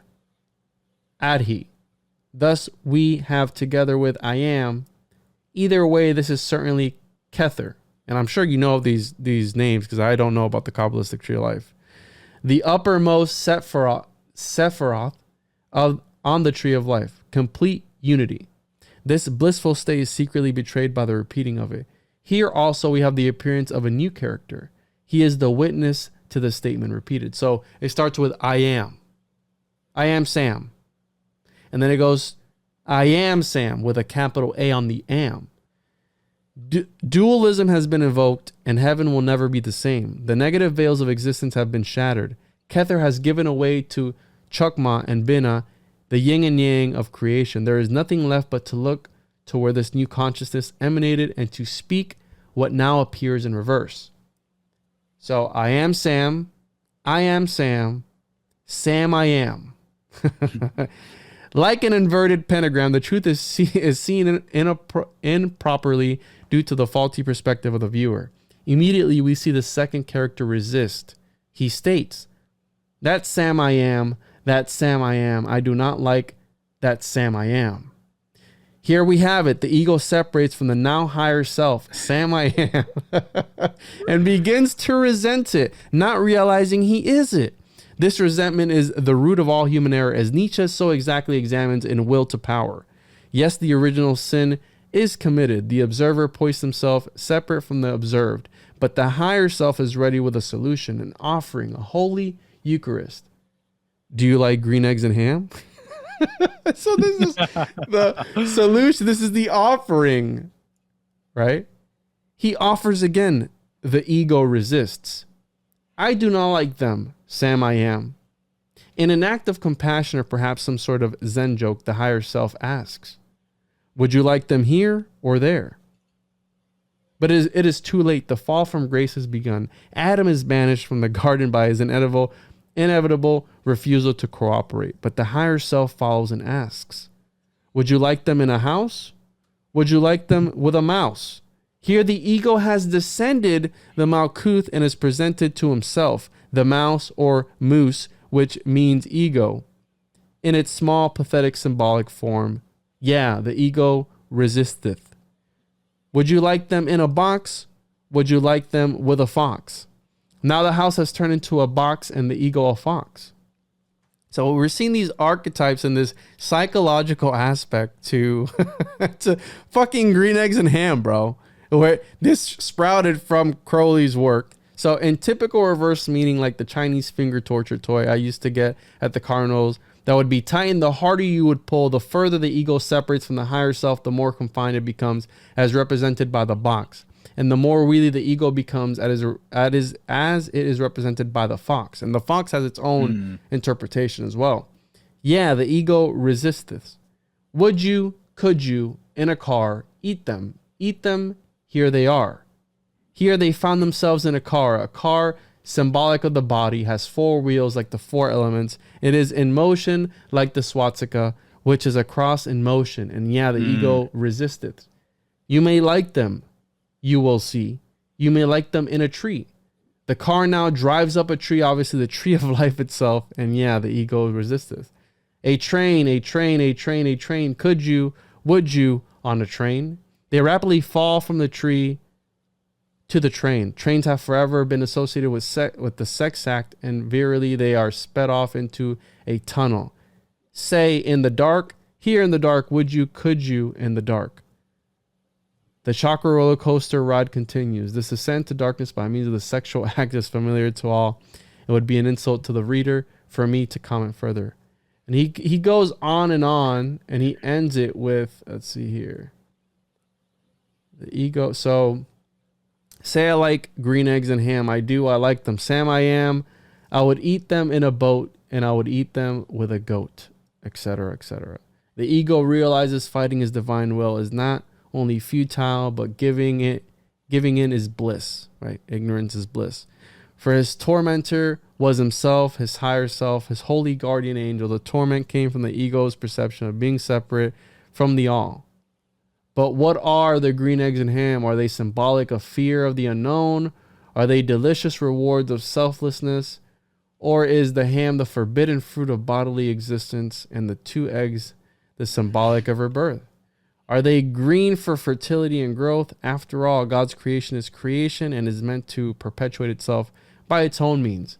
Maybe it is a cone, not meant to have one answer, but meant to inspire the seeker on his path. So I do so like green eggs and ham. Thank you. Sam, I am. You think this guy was reaching, bro? I like this. And there's more to it. There's a little bit more. Oh, dude, but I could listen to this all day, man. It's fucking Seriously. Great, right? I'm like, this is amazing. Oh, I think it's incredible. You know, it really highlights to me, and I think about this with the tarot quite a bit, and actually kind of the community that we're hooked up with online, you and, Slick and everything else, and Chance. It's like when you perceive something, when you watch a piece of media, when you consume a piece of content, it's like, depending on your development and symbolic awareness, you're going to get radically different things. You know, I think there might be some core or nugget that everyone takes away. There might be an emotional response or whatever, but it's like, this is just like proof of that. So, you know, how many parents have read these books to their children and never contemplated any of this stuff? But then you take someone like Crowley, he reads it, and this is everything that he pulls away from that material. You know, and so when you guys do decodes, and, you know, when people have that symbolic awareness on their side, the things that you get from the content, you know, can be just like brilliant stuff and go really, really, really deep. And actually, I would say too, the simpler it is, the simpler the archetypes are, and even just the words that Dr. Seuss chose to use, and just the various symbols that he tends to repeat. I noticed that there's like lots of water too in some of his books and stuff. I'm like, okay, well, because we're dealing with really simple items and objects and things like that and words, because obviously it's a children's book, there's even more to take away from it, I would say. And so, yeah, that's brilliant, dude. I would love to read more of this, actually. That's awesome that you found it. Yeah, so, good work, man. I was surprised I found it too. I'll send you the post. Yeah. And shout out to this guy, right? Frater Cat in Hat, because he's an OG for fucking coming up with this. And these are the things I like to really, you know, play around with. And did you have any pictures of I have some pictures here as well of, I forgot to touch on one thing. So I've been playing around with the fact that, and I don't know how much longer you have.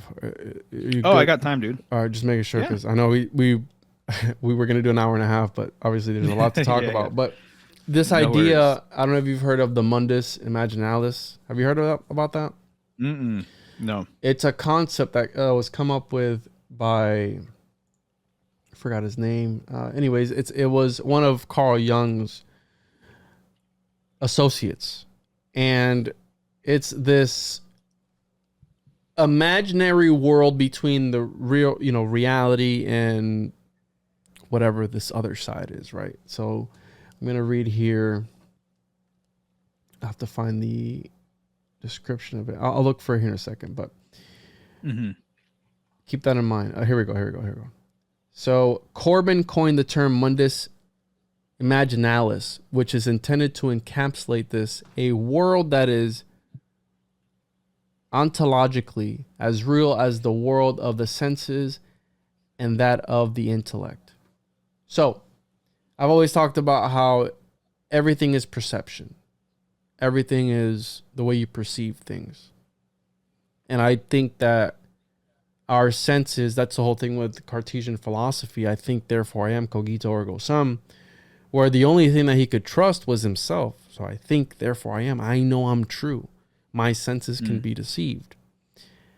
But I think I like to take it a step further, and I like to believe that the people behind the scenes are able to literally warp our realities.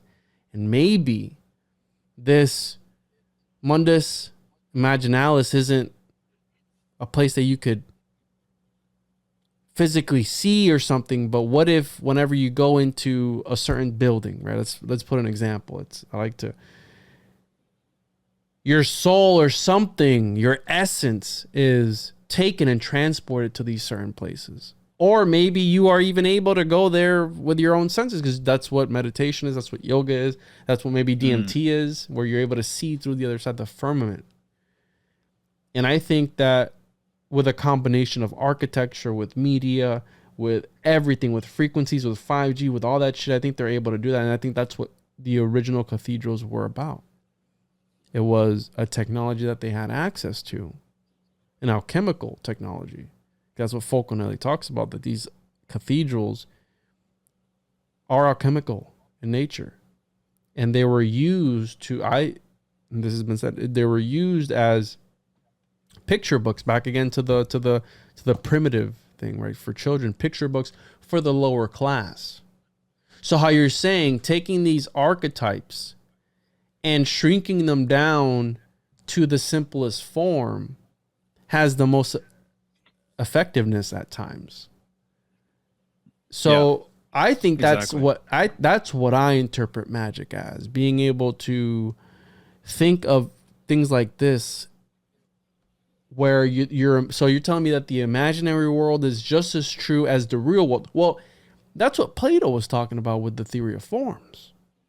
That's what all these philosophers talked about, right? This higher state. That's what Jesus Christ was preaching about, right? Maybe it wasn't about, when I was raised as a Pentecostal Christian, it was, oh, you're going to have a mansion of gold. The streets are going to be gold. And I remember as a little kid, bro, asking my grandma, like, damn, I'm going to have a mansion that's fucking golden? Right. Yeah. Well, when you come to religion, that to some people is the real thing. That to people is the real world. They live their religion. They pray 8 times a day or whatever it is and face a certain direction for X amount of time, and they do whatever they need to do because they believe that at one point in time, this imaginary world, they're going to be eventually able to transport themselves there. And I think Dr. Seuss was giving us a peek, all the places you'll go once you're able to learn to transverse reality or whatever the fuck it is. You know what I mean? That's why it's all, I think, again, a lot of it is psychological, but who knows? I love the idea of the hidden hyperspace kingdom, where people are able to go there through magical practices or whatever it may be. And this mundus imaginalis, and it's all about I'm going to bring up this other article that I have and read you, where it was Edward Kelly and John Dee participating in something just like this. So it's almost like a group hallucination, if you will, where you're able to warp somebody else's reality as well. And we see this with identity politics, where people warp each other's perceptions of reality. And it's like, how can you believe in that? Well, my neighbor believes it, or my wife believes it, and I believe it too. It's like, so you have no critical thinking of why you believe what you believe. Oh, my mom told me to do it, so I did it. Okay. So you see this rubbing off. It's a contagion. It's sympathetic magic. Yeah. Things that are in contact will continue to be, it's quantum entanglement. That's why I believe a lot of science is magic, that they can't put a name on it. Yeah. Oh, yeah, for sure. What do you think, No, bro? I'm right there with you. Yeah, yeah, no, makes sense. I mean, also just imagine what if you showed a dystopian future in a movie and then more movies and then more TV shows and in comic A books and in broken everything clock else. is right 2 times a day. Right, it's true.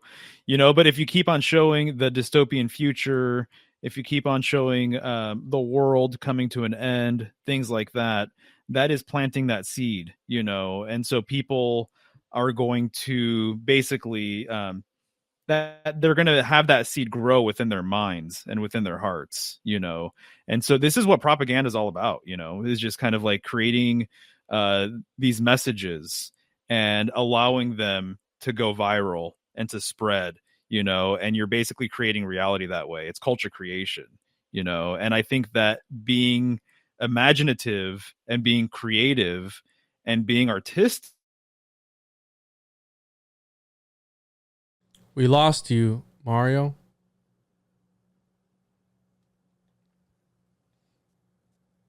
Well, you see, they don't want you spitting the truth, bro, but your audio just went away. It says you're muted. Oh, let me unmute your mic. You can't unmute your guest because their mic isn't connected. Hello. Okay. There you Am are. I here? Gotcha, man. I don't know. What was the last thing you heard me say? If you remember. If not, it's fine. I was actually writing when you said it, but just continue, bro. Whatever you remember. I was actually writing a note. No, just basically that, propaganda is about planting these seeds. You're saying about manufacturing culture and sprouting it from pretty much nothing. Culture creation. Okay. What I was saying, where I was getting at basically is that imagination, creativity, art, it actually plays a very, very large role in personal freedom, in my opinion, which is why I think that, a lot of the arts, are kind of not really what they used to be. And I think that as we continue to just adopt technology and spend more time on our phones and computers and everything else, we are getting less and less creative, arguably, because so many things are automated for us and things like that. But I just really strongly believe, but I've been, an artistic guy my whole entire life, that if you want to navigate these waters and if you want to be a sovereign individual, whatever that might mean to you, I think it's going to take creativity and I think it's going to take imagination. So if you can't imagine yourself being a sovereign person living freely, then how are you ever going to be that, essentially?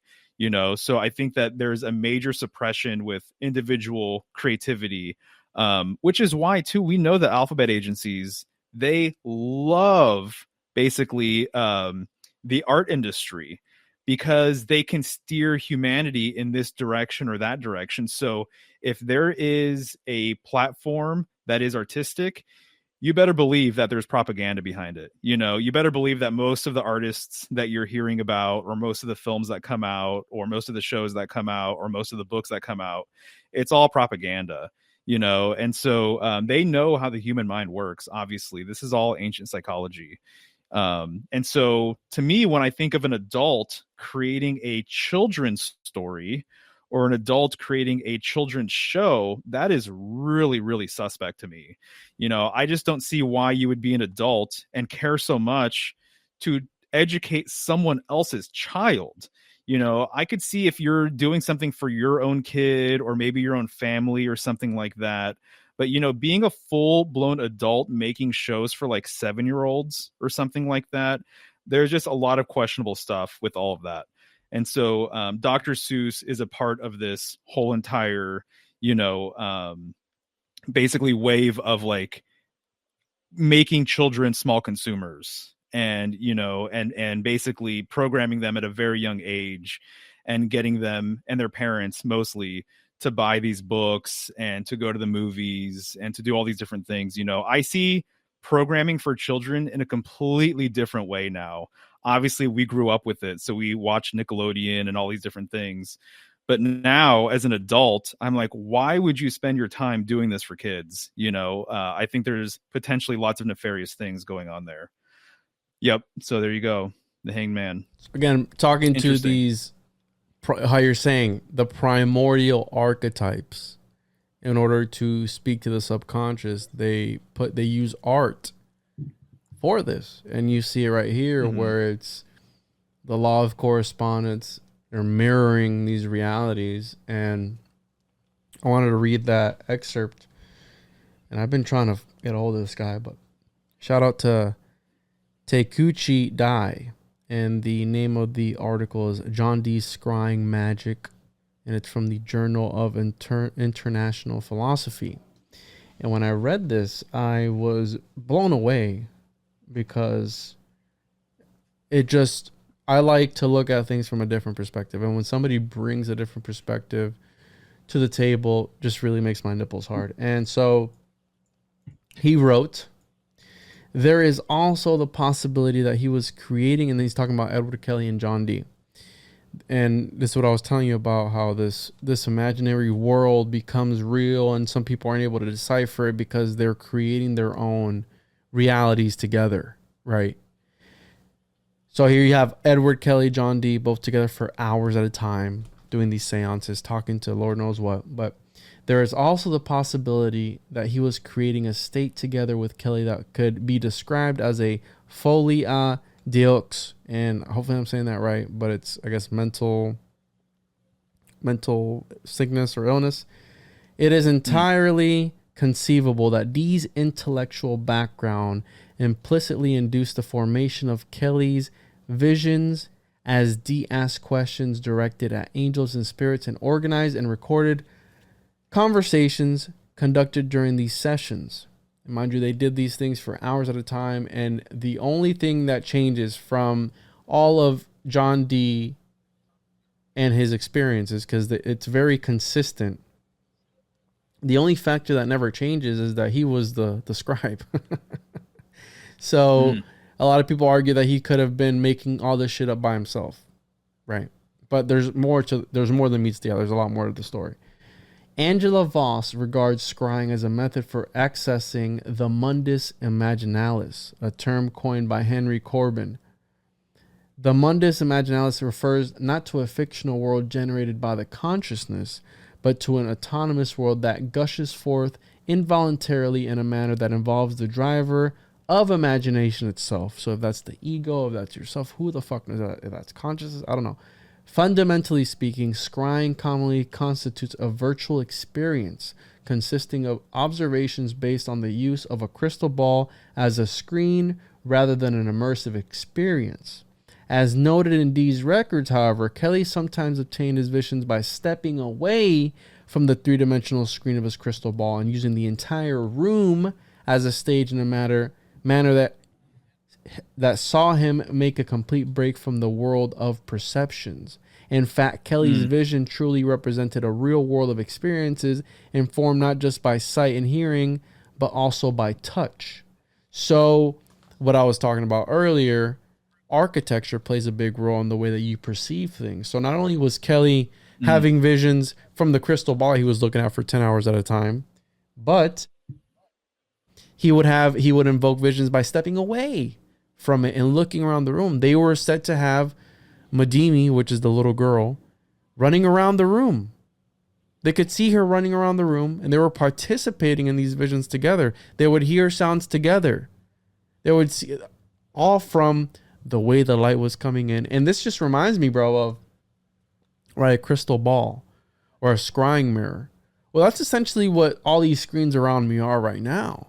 Who knows that the same way that Dee, when he steps away from the screen, the scrying mirror, the crystal ball, he sees a vision. So reality itself could be a hallucination. How do we know we're not hallucinating all the time? You know what I mean? Like that's the whole thing about simulation argument and all these things. And can you believe we got here by talking about fucking Dr. Seuss? Yeah, I know. So exactly. That's very interesting because, again, that's this concept of being able to warp one's own reality. I think that's what was happening with this guy right here. He had this weird warped reality and then threw occultism into it because he was in bed with the lizards, right? Stuff like this or like this if you really want to reach, right?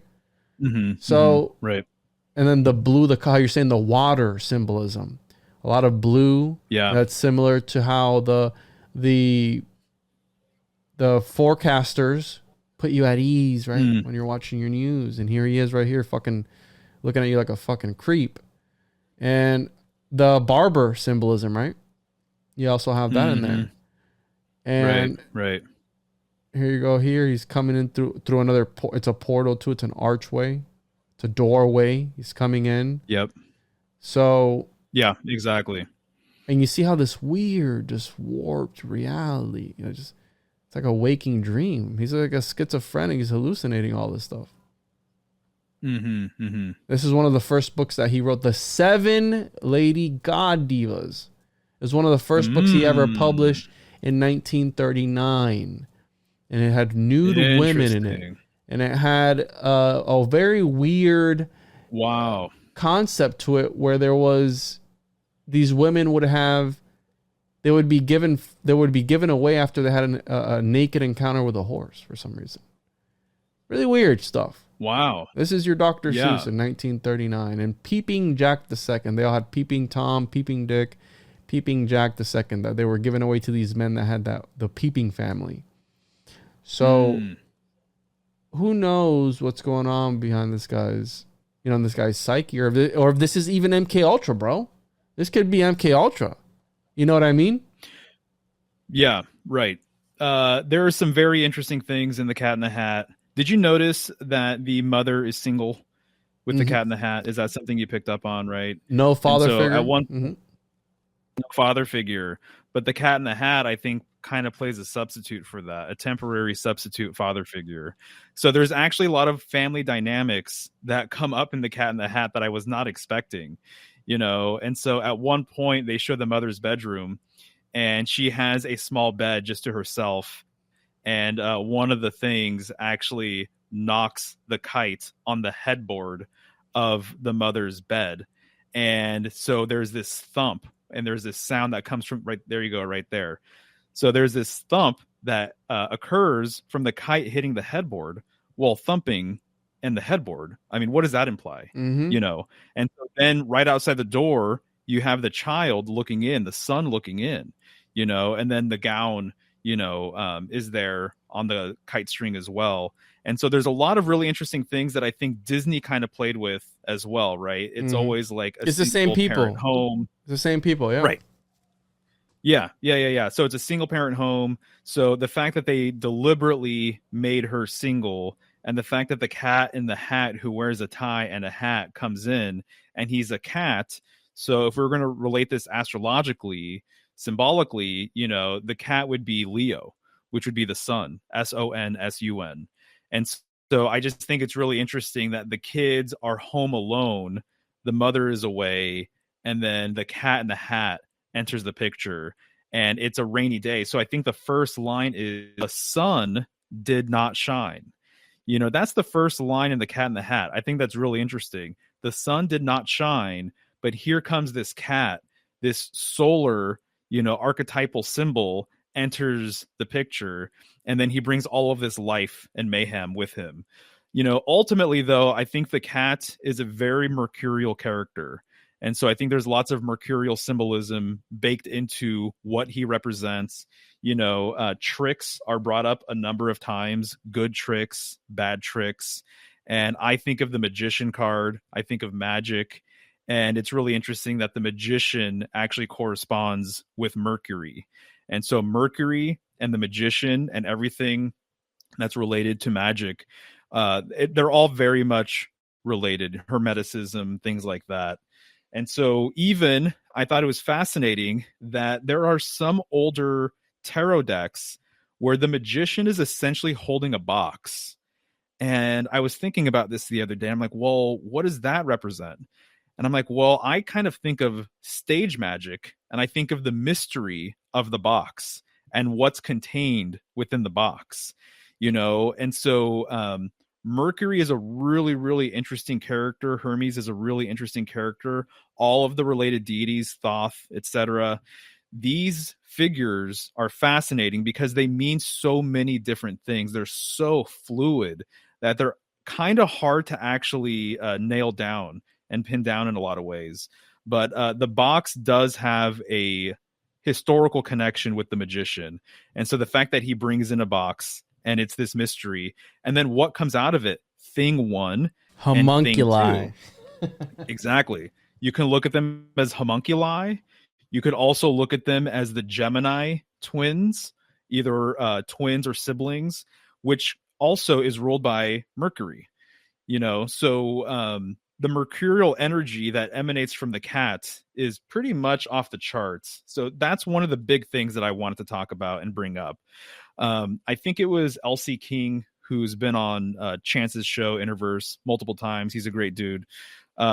He's the first one who said this to me, but he said, and I believe it's true, he said this several months ago, that he's starting to think that most main characters in films and in a lot of different stories and books and whatnot are actually mercurial characters. And definitely, I would say most main characters in mainstream movies, especially fantastical, whimsical type movies, are mercurial characters. And so I think that is actually true. And so when I read The Cat in the Hat, I was like, well, it's also true here as well. So look at all the different things he does, all his different tricks, Also, the first trick is him balancing on that ball, right? And he has all of these objects. This looks very, very similar to the Magician card in the Crowley deck, actually. And so he's balancing, and behind him is a pole, and he has all of the elements that are floating around him. And actually, this balancing thing, balancing on one foot, is symbolic of Mercury in a lot of different ways. And it's actually symbolic of the axis mundi. And so Mercury has been said to balance on the nimble post of heaven as it rotates. This is an older reference. And so when you see a ballerina spinning, on one foot, or you brought up the whirling dervishes and stuff, this is symbolic of the turning of heaven. But that balancing on one foot, is actually a very mercurial thing to do. And then obviously it backfired. So he fell, and then whatever. And so this whole entire book is really just a series of tricks. So I think, once again, of magic tricks. And then I also think about, the magician's hat, and pulling things from the hat and everything else. And obviously his hat is a key object, to associate with the cat. Mm-hmm. But yeah, so I mean, I think there's a lot of deep subliminals in here, and I think that this is actually a more refined story than what people would realize. And I think, once again, the thing 1 and thing 2 characters, Gemini symbolism to the max. I think it's fascinating that they fly kites indoor. This is an air symbol. And then I think it's interesting that they're caught with a net as well. It's almost like a butterfly net. Interesting, yeah. It's like fairies. fairies. So there's all this, there's all this air symbolism that's connected to them, And you mentioned, real quick, balancing. And one of the things that I found really interesting about the show Survivor, I don't know if you've seen it, and I hadn't ever seen it. It's one of the longest running shows on TV. It's been a while.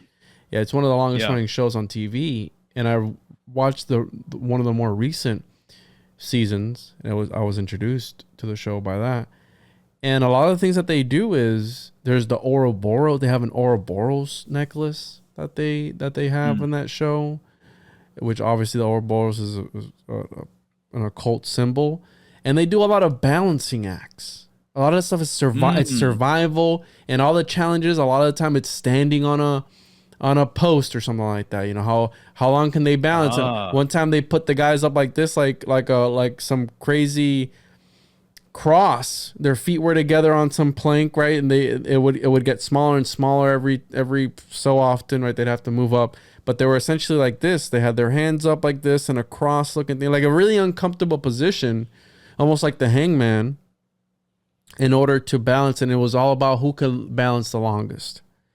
And I found that really interesting. Now you're mentioning this about the balance and the mercurial aspect of that. And it brings me back to the vision of Zosimos on Virtue, where it's this the transformation of oneself, right? He's throwing himself up, he's biting at himself, and he's eating himself. Again, representative of the Ouroboros, the Is the snake eating itself, or is it throwing itself back out into existence? You know, I've always wondered that. So again, very alchemical and very symbolic of, and that's why I have the Ouroboros. For those that, make sure to check out my website for the Occultist Monday zine monthly publication. That's why I have the Ouroboros on there, and I have I forgot what I put for this. Is another AR, but it's a portal, right?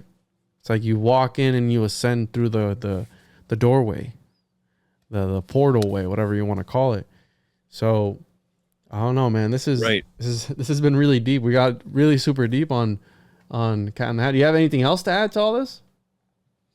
You know what? Let me just show you a couple of quick images, and if my internet connection is laggy or slow, we'll bail on that. But I think this will help flesh out a couple of the things that I mentioned. So let's see here. But yeah, you have I also interpreted the thing 1 thing 2 as the shadow of the kids, right? The shadow self. 100. Yeah, exactly. Because they're like the mischievous, magical aspect of the kids. Because if you look at them, they switch places on sometimes, but you know, it's this shadow self. There you go. Awesome, dude. I don't think there's any way to not have some loose ends here, because there's actually a lot to discuss. Like I said, there's a whole family dynamic going on there. I think there's like some deep subliminal psychological things for children maybe to pick up on, perhaps not in a good way.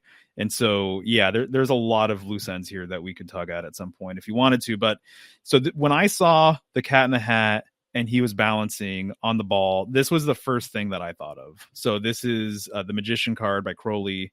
And so here you can see that he's balancing on one foot essentially. And you would never think that one-leggedness or balancing on a foot would mean that much. But based on my research and what I've read, a lot of it actually has to do with the axis mundi. And so you can see right behind the Magician, this vertical pole. And so this pole is symbolic of the pole that we were talking about earlier. You know, this is symbolic of the world tree or world column. Notice that the Magician is also number 1. So this is the same pole. So this is like very phallic in nature. But the way I look at it is this is the North Pole, and that the axis mundi is what Mercury uses to travel up and down between realms, because he is the psychopomp.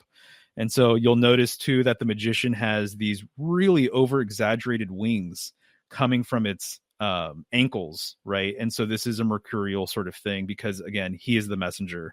So he is balancing the elements around him, and he is in a state of balance. And then here you can obviously see the Cat in the Hat balancing on this ball. And so again, equating the cat to being a mercurial character, here you can see literally the symbol for Mercury right here on the Magician card. He's also a man of many talents, or a cat of many talents, right? Because he does all these things. He balancing acts. He brings forward homunculi. He does all these things. He entertains the kids, which is kind of weird too. Because it's like you're letting a stranger in your house, and then if you see the portrait of Dr. Seuss, the way he sees himself, kind of like the Cat in the Hat. So it's are you letting this this weird chimera inside of your house? Right. You know what I mean? Like, that's kind of weird. Oh, yeah, exactly. To me, it's really fascinating that there is no father figure around. And then the cat shows up, and he's very vertical too. He's really tall, obviously, for a cat. And then the hat makes him even taller. So there's this phallic, in my opinion, kind of a correspondence with the cats. And here he comes and he creates all of these problems, but he also fixes them before he takes off. And so it's like, what is that insinuating regarding the patriarchal figure, you know, in the family, or potentially, you know, what happened to their father or what happened to the husband, you know?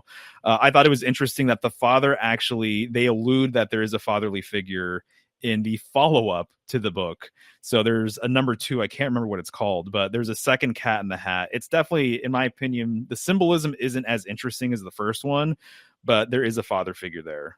So that was obviously something that they thought about before they released the second one. And then also, so this is a older Magician card So it's really funny that you wouldn't think Interesting. that this figure is the magician, but here he is holding that box. And so to me, again, the box, obviously there's a Saturnian thing going on there, which I know you know a lot about, in the cube and everything else. But I tend to think of the mystery behind it and like what the box actually contains. Symbolically, I kind of relate it to the magician's hat and how you can pull anything out of, his hat. And then I also think of the four main corners of the box, this structure and this foundation. Here's also another magician card where you see this box right here. And it really does allude to stage magic, right? A lot of times the table almost looks like, it's a magician's table, and like he's presenting something to you or he's entertaining you. And that's what the cat is doing too the whole entire time. He just wants to, he's entertaining himself, but he's also entertaining these kids. And Mercury, as a planet and deity and everything else, he's very much aligned with tricks and trickster energy. And so he's very elusive, and they can never really tell, right, what the cat's going to do next. But I just thought it was interesting that this box, a red box at that, is here as well. Yeah, the colors too, because it's they're all wearing red. The first one's wearing red, the second one's wearing red, and you got the blue in there mixed in there too. Yep, absolutely. And then it also is tradition to have the magician holding some sort of rod, and so this is symbolic of that same pole, right? And so here he's holding, it might be a fan, and he's the like he's the one card too, right? So he's the he's the phallic, or what are the phallus as well, and the wand is another phallus as well. Yeah, exactly. And then I did, light research on some of his other books, but I just thought it was interesting that he has a book called Wacky Wednesday, and then he has a boot with wings on it.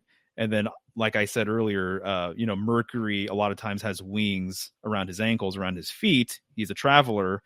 And Wednesday is the day of Mercury as well. So to me, it's just one of these things where I'm like, that's not a coincidence. He was well aware of that. So Wednesday being the day of Mercury and then having this boot with wings, I thought was kind of interesting too. And then here you can see him holding the caduceus. Once again, it's that pole.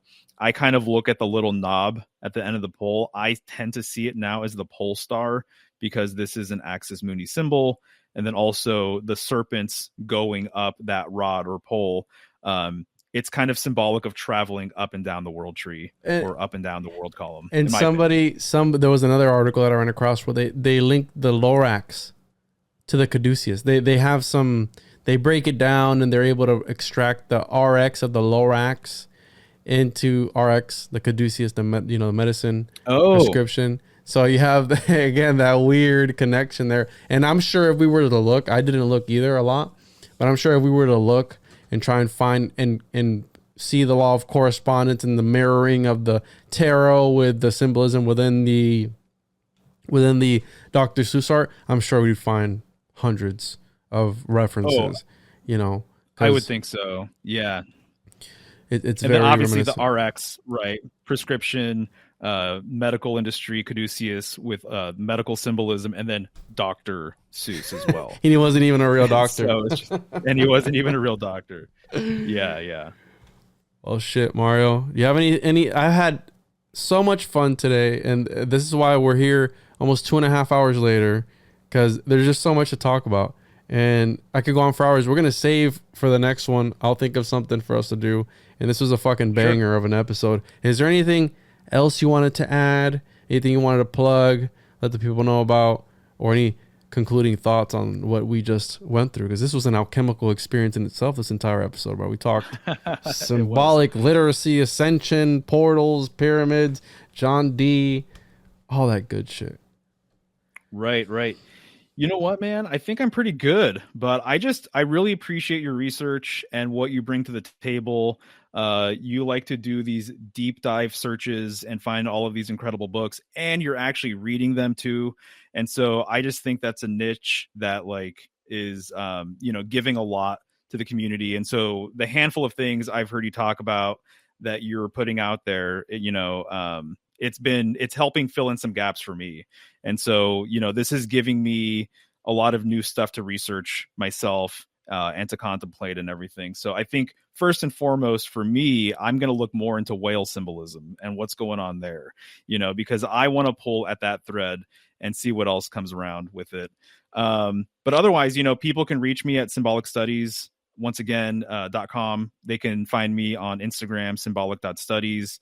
I do tarot readings and consultations and study sessions and things like that. So if that's of any interest, just reach out. But thanks for having me on, dude. This was really fun.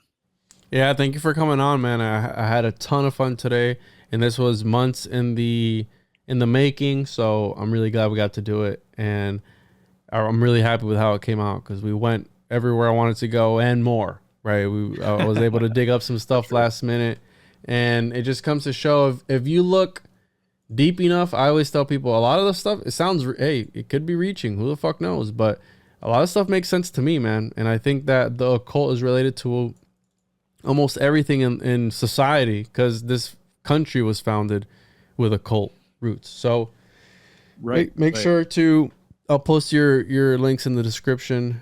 Everybody make sure to check him out. And Mario, I want to thank you again for coming on, brother. We'll do this again very soon. And maybe we might run into each other before then. So thank you for coming on, man.